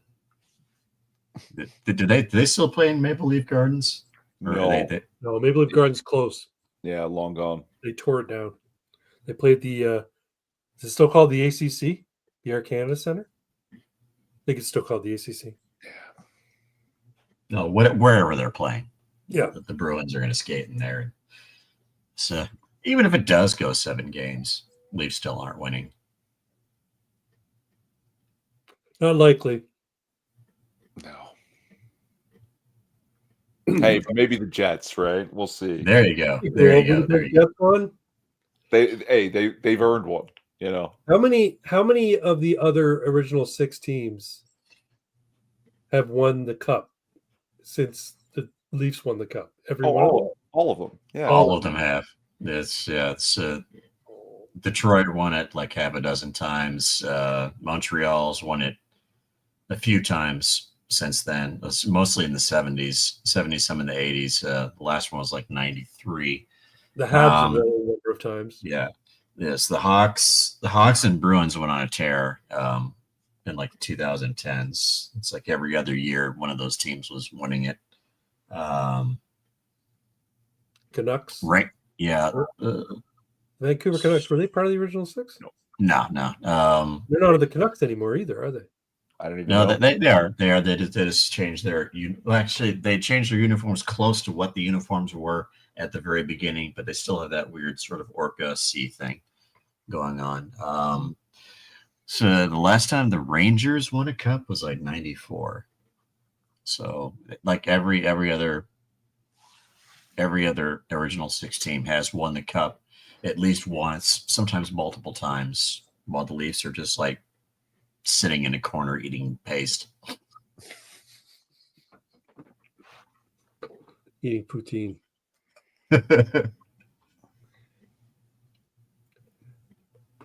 And you know what the funny thing is? Like every kid who plays hockey dreams of joining the Leafs. But I think as they get older, they're like, fuck. And let's say you have actually, you do really well in like the AAA and eventually You're like, yeah, I'm gonna go into the NHL. If you did have a prospect of going to the NHL, by the time you do, you're kind of like, I don't really want to join the Leafs. No. I'd rather get drafted to the San Jose Sharks or the Anaheim Ducks. So Fuck pretty it. much out of all the teams in the league right now, the one team you are guaranteed to never win a Stanley Cup with is the Toronto Maple Leafs. Yeah. Doesn't matter what their regular season record is, they're going to find some way to fail in the playoffs. Do you remember Usually in a Dave game seven. Andrzejczyk? Oh, yeah. So he was he didn't win a cup until he got to Tampa, right? So he'd played 21 seasons professionally. I think the last 7 of them were with the Leafs. And he was part of that, like, Dougie, Wendell, Dmitry Mironov, Felix Potvin, tear in the early 90s, that it's like they're going to win it. Like, no one can stop this team. And they didn't. And it's like, this is now an old man. He's 40, right? In hockey terms, that's very old. He gets traded to Tampa Bay, and they're still a relatively new team, right? This was in 2004. Was it 2004? Yes, 2004, and they beat the Flames. Yeah, in 6 games. And yeah, he won his Stanley Cup ring, like, Yeah. in his last season. It was like, holy, that gentle giant deserved that win, like, long ass gray beard just holding up that Stanley Cup. Oh yeah. Well, that's good. That's a nice story. That team? That's a nice story. And to hell with the Toronto Maple Leafs. Who else was they got Wendell Clark because they traded Wendell Clark. Actually, the season after that, he went to Quebec, Colorado, because they traded for Matt Sundin, right? Mm. Matt Sundin and Mark Grusinski. I don't remember the specifics, and did Dougie get his knee blown out? I think didn't he go to that was about the time he went to the New Jersey Devils, right? I don't know. But they just the whole team got vultured after, was that 93, 94? Yeah, because some McGillney, he got traded off to what the hell? Alex McGillney went somewhere. Where did he go to? He was in Buffalo for a period of time, and then he ended up in the Devils. Alex McGillney went to the Devils. I'm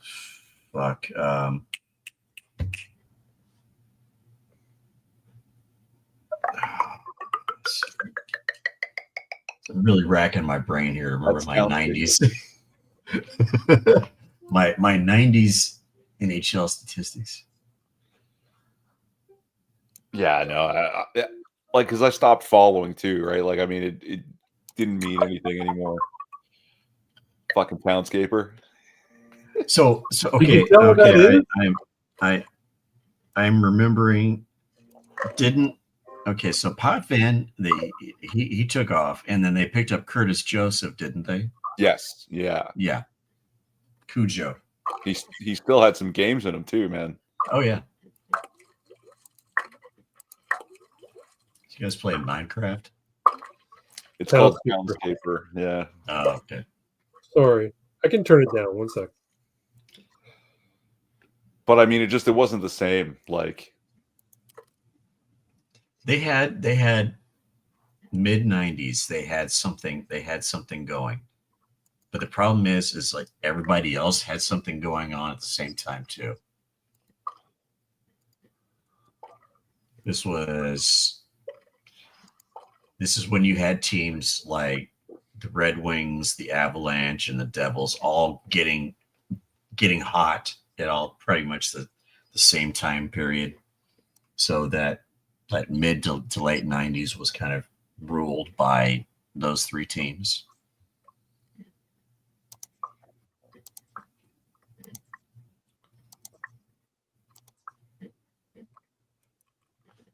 So who's winning?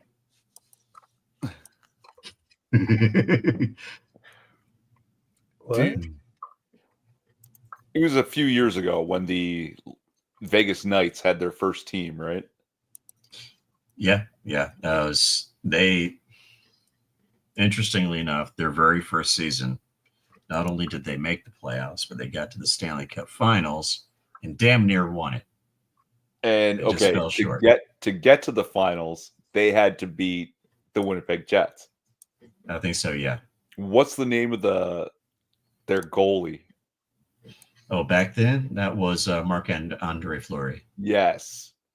Okay, Marc-Andre Fleury. I was actually starting to get a little hyped up about the Jets, right? Mhm. So I was actually following at that point. And if I'm not mistaken, it's game 7. Yeah. That they beat the Jets 5-3. No, they beat the Jets 3-2. Okay.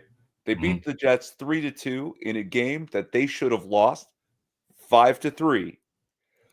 But Marc-Andre Fleury made 3 of the greatest saves of his entire career in the third period of that game. That guy had some skills. Yeah, go watch that third period and watch this kid just like he's crossing the whole fucking net and crease to pull these pucks out of the air. It's like just incredible. Yeah. Incredible. I know what the Vegas Golden Knights can do because I saw my Dallas Stars get their asses handed to them in the Western Conference fucking finals. Fucking Golden Knights. But hey, they got some revenge the next season and fucking took them out in the first round. Nice. Love it. No, yeah, there was some talk about like they did so well because they were all pissed. Because when the expansion team shows up, right, you basically get to pilfer players existing from other teams. So you can only protect so many of your players. So these were all players left unprotected who are all like, what the fuck do you mean? Like I'm on the chopping block. You don't need me.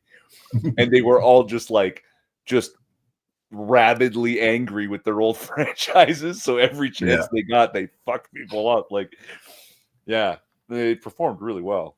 Yeah. Former Dallas Stars player James Neal was on that team.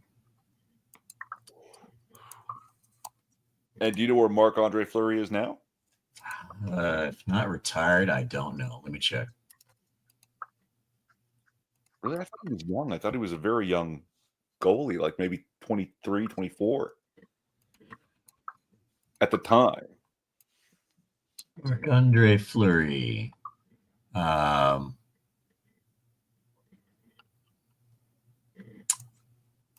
Okay, looks like he's in Minnesota.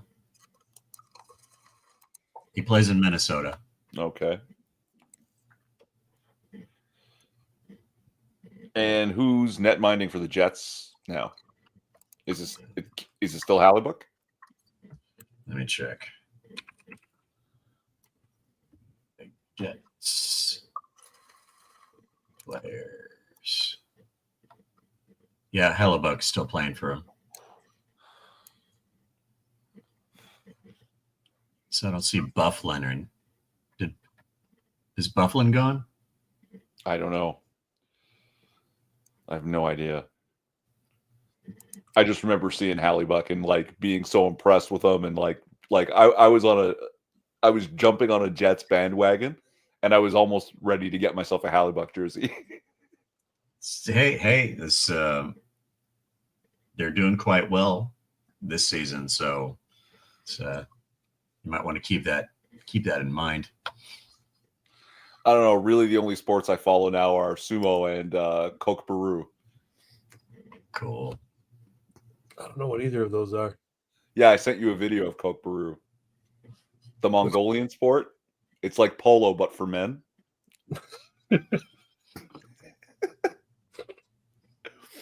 I've been watching like the last few years, well, last several years now, is competitive black powder. It's So essentially, you have a guy riding a horse, and like a rodeo arena, and there's a bunch of balloons that are tied to the ground, helium balloons, and he rides around on his horse with a black powder revolver, which doesn't have any projectile. Right. It's the force and the heat of the burning powder itself burning off from the blank charge that pops a balloon. Interesting. Nice. So, and there's a certain character that you guys are reading about right now that does that. There's a certain character I should be reading about right now. I still haven't started. I'm starting tomorrow. I swear to God, I have nothing to do tomorrow. Gym and reading, and I'm going to put reading. Going to put reading in my routine. You're gymming it tomorrow? Yeah, fuck yeah. I'm not gymming it till Monday.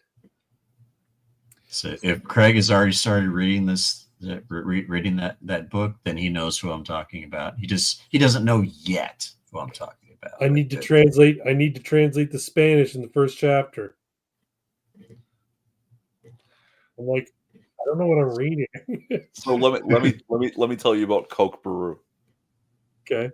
Tell us about Coke Baru. A bunch of Mongols get on Mongol ponies. You don't do this with horses. It has to be Mongol ponies. Okay, they're the only rideable creature tough enough to handle this game.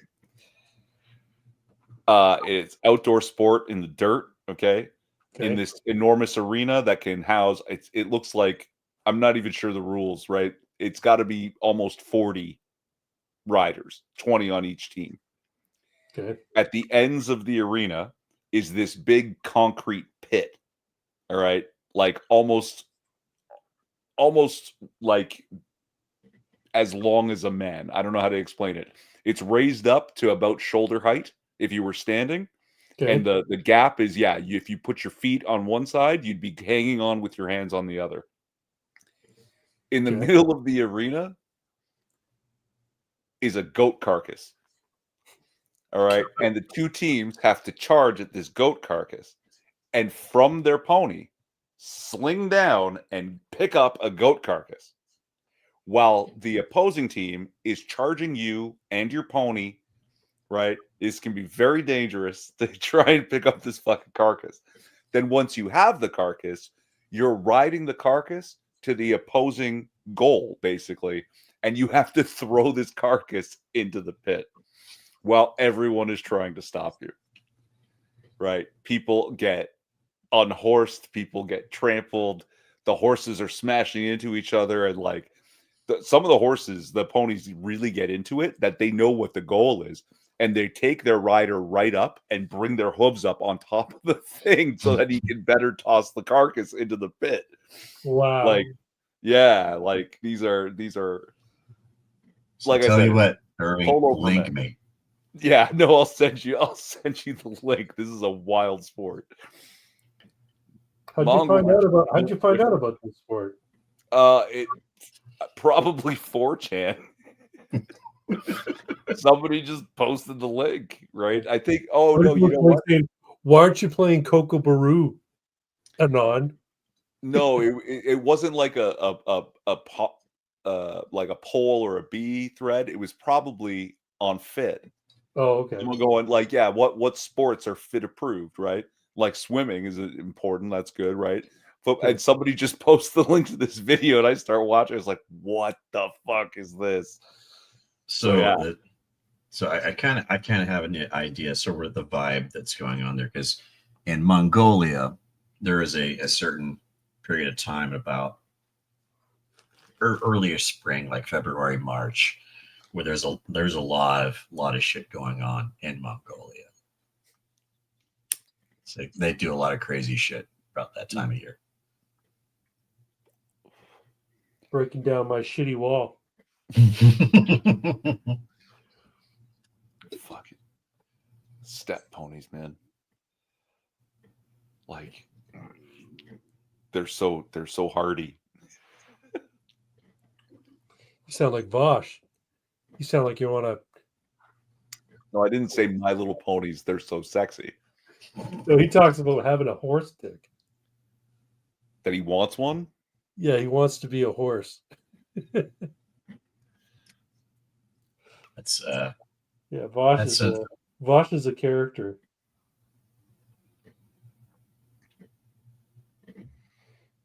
And sumo, and I follow sumo. Sumo's fun. Well, I try to follow sumo. Most of the results we get, it used to be the results we get over in the West are like a year old or more. Now we get them usually in a few weeks, right? Is it true they chase women out of the arena? No. So women can watch sumo now? Yeah. They're big fans of it, actually. It's strange. Chubby chasers. Yeah, they used to didn't allow them in attendance. It was a male only audience. Well, they're not allowed in the dojo. Yeah, right, I knew that part. And they're not allowed on the floor or actually into the ring, right? But they can sit in the seats, right? Yeah. But yeah. But yeah, it's great. Like Craig, you called them chubby chasers. It's like, yeah, they've got a lot around the middle, but some of these guys are like the power is insane. It's wild, and there's they're usually strong. But there's no weight classes, right? They're called what you're. I've seen a match between a clearly big, your normal sumo type guy, and there was a guy who was much smaller. I think he's a North American who's much smaller, and he fucking dominates this guy. Yeah, because he can move quicker, so he gets out of the way and causes the guy to leave the ring. Yeah, but like I've literally seen double the size difference. Like a 220-pound guy is sumoing against a 440-pound guy. Yeah, it's just like it's fucking crazy. You ever watch YouTube channel Brendan Buckingham? No, not familiar. Big tall lanky guy used to be a teacher, and then he gave that up because he hated it, and he became a YouTuber. But he also is a professional, like Greco-Roman wrestler. Cool. And he fucking dominates in that sport, man. He's really good, and he's got a pretty funny channel. I'm sure Pox has seen him. He's friends with Turkey Tom. I know the name, but I don't know what that means. Turkey Tom? Yeah. He's a drama commenter on YouTube. No, okay. Y'all familiar with what's called a 3-gun competition? No. Yep. It's well, and basically it's you have a lever action carbine, you have a shotgun and a revolver. 2. Typically, yeah, 2. 2 single action revolvers, yeah. Cowboy action shooting. Something in the 45 long Colt caliber. And it's all about speed. I have mine chambered in 357. There you go. So I happen to have a 357 with me right now. It's not a cowboy style. It's the GP100 from Ruger. Oh, nice. I've got something similar from Ruger.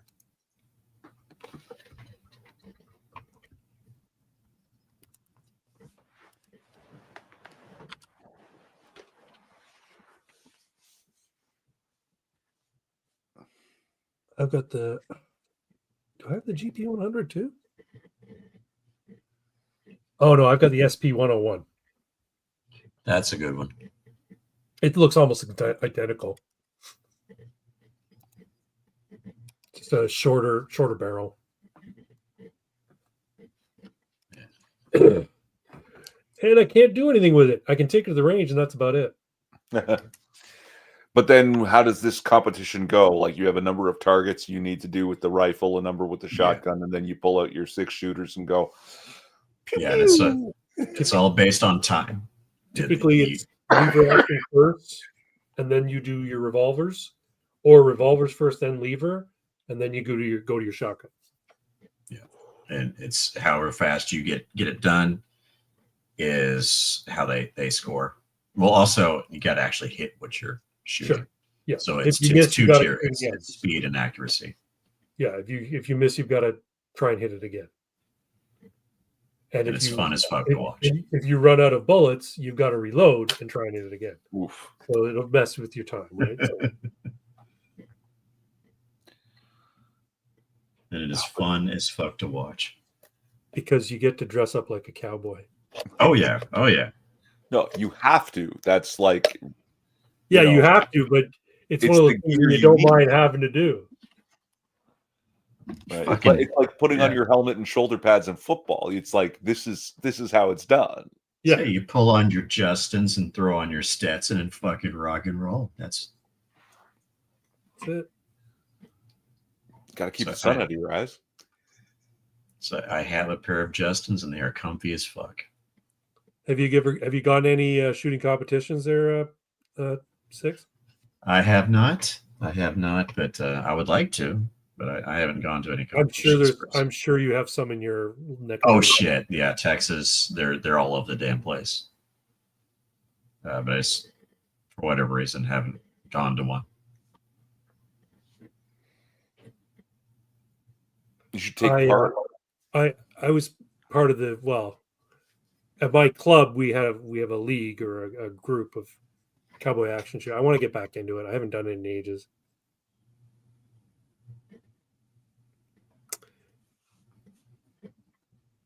So you're gonna love this certain character, Craig, because that's kind of his thing.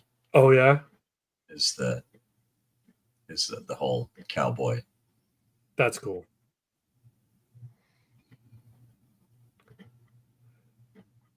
Cowboys are cool. I went to Biohack Airsoft for their Wild West role play event.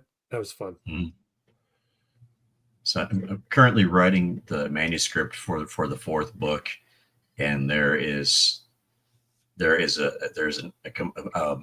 complete arc in the story that features characters based on the both of you. Yeah, you mentioned that. You guys are gonna love it. I'm kind of flattered, but I'm also kind of worried. What does Six actually think of me? You got you'll enjoy it. Okay. And I'm aiming for like an April or May release time. It's gonna be a lot of material to get through. I doubt you guys are gonna be that far along so far as the material goes, but eventually, somewhere down the road, you'll happen upon that fourth book. And Yeah, tomorrow. That's what I'm doing. I'm gonna start my mornings. I have a routine. I've explained to Craig what routine means. it's like poutine, but it starts with an R. Yeah. Right. And I'm gonna start including reading because I There you go. usually do writing. So, but it's not like writing. It's just literally practicing my cursive. So, There you go. yeah. My cursive sucks. Both hands, doesn't matter. I have bad handwriting. They don't even teach it in school anymore, right? No, so they do now. That's actually why I started practicing my cursive. do they? I heard that they stopped doing it, and they had done for a long time. Yeah. Oh, everything's on computers now, so why do they need to learn blah, blah, blah? So I started practicing mine with an idea of this is something that should be preserved, and even if mine is never great, it is at least something, and more people should be doing it. Mm-hmm. But then 26 years. For 26 years, they weren't teaching it, right? And they had to put it back. Because what happened was students who'd never learned cursive, never learned to write it, guess what? A lot of old materials, primary sources from hundreds of years ago, are written in cursive English. They're handwritten by the thinker, and they couldn't decipher the symbols, right? So suddenly all of that stuff is almost useless. So they actually immediately put it back into the school curriculums that, okay, no, we have to teach them all cursive. Yeah. Otherwise, they'll never be able to read it. Makes sense. Yeah, so that was. I have never been able to write well in cursive. I remember teachers routinely would have me write the same phrase on a sheet of notebook paper, front and back, as a form of punishment for having bad handwriting, and it never worked. I've never had good handwriting. Well, we're about to call it, but after we're off air, if you want, I've got some tips and tricks that might be helpful. Just as a thought process, because also your tools matter. So, any last thoughts before we call it a night, guys? Because we're over 2 hours here. Trying to think if I have a joke. I don't think I do. Nope. Any last thoughts, Six? Leafs suck. Go Bruins. Go Jets. All right, we're out of here. Good night, everyone. Thanks for sticking it out with us. We will see you next week on Craig's channel. Link in the description. Have a good night, everyone. Peace. Hail Sigmar.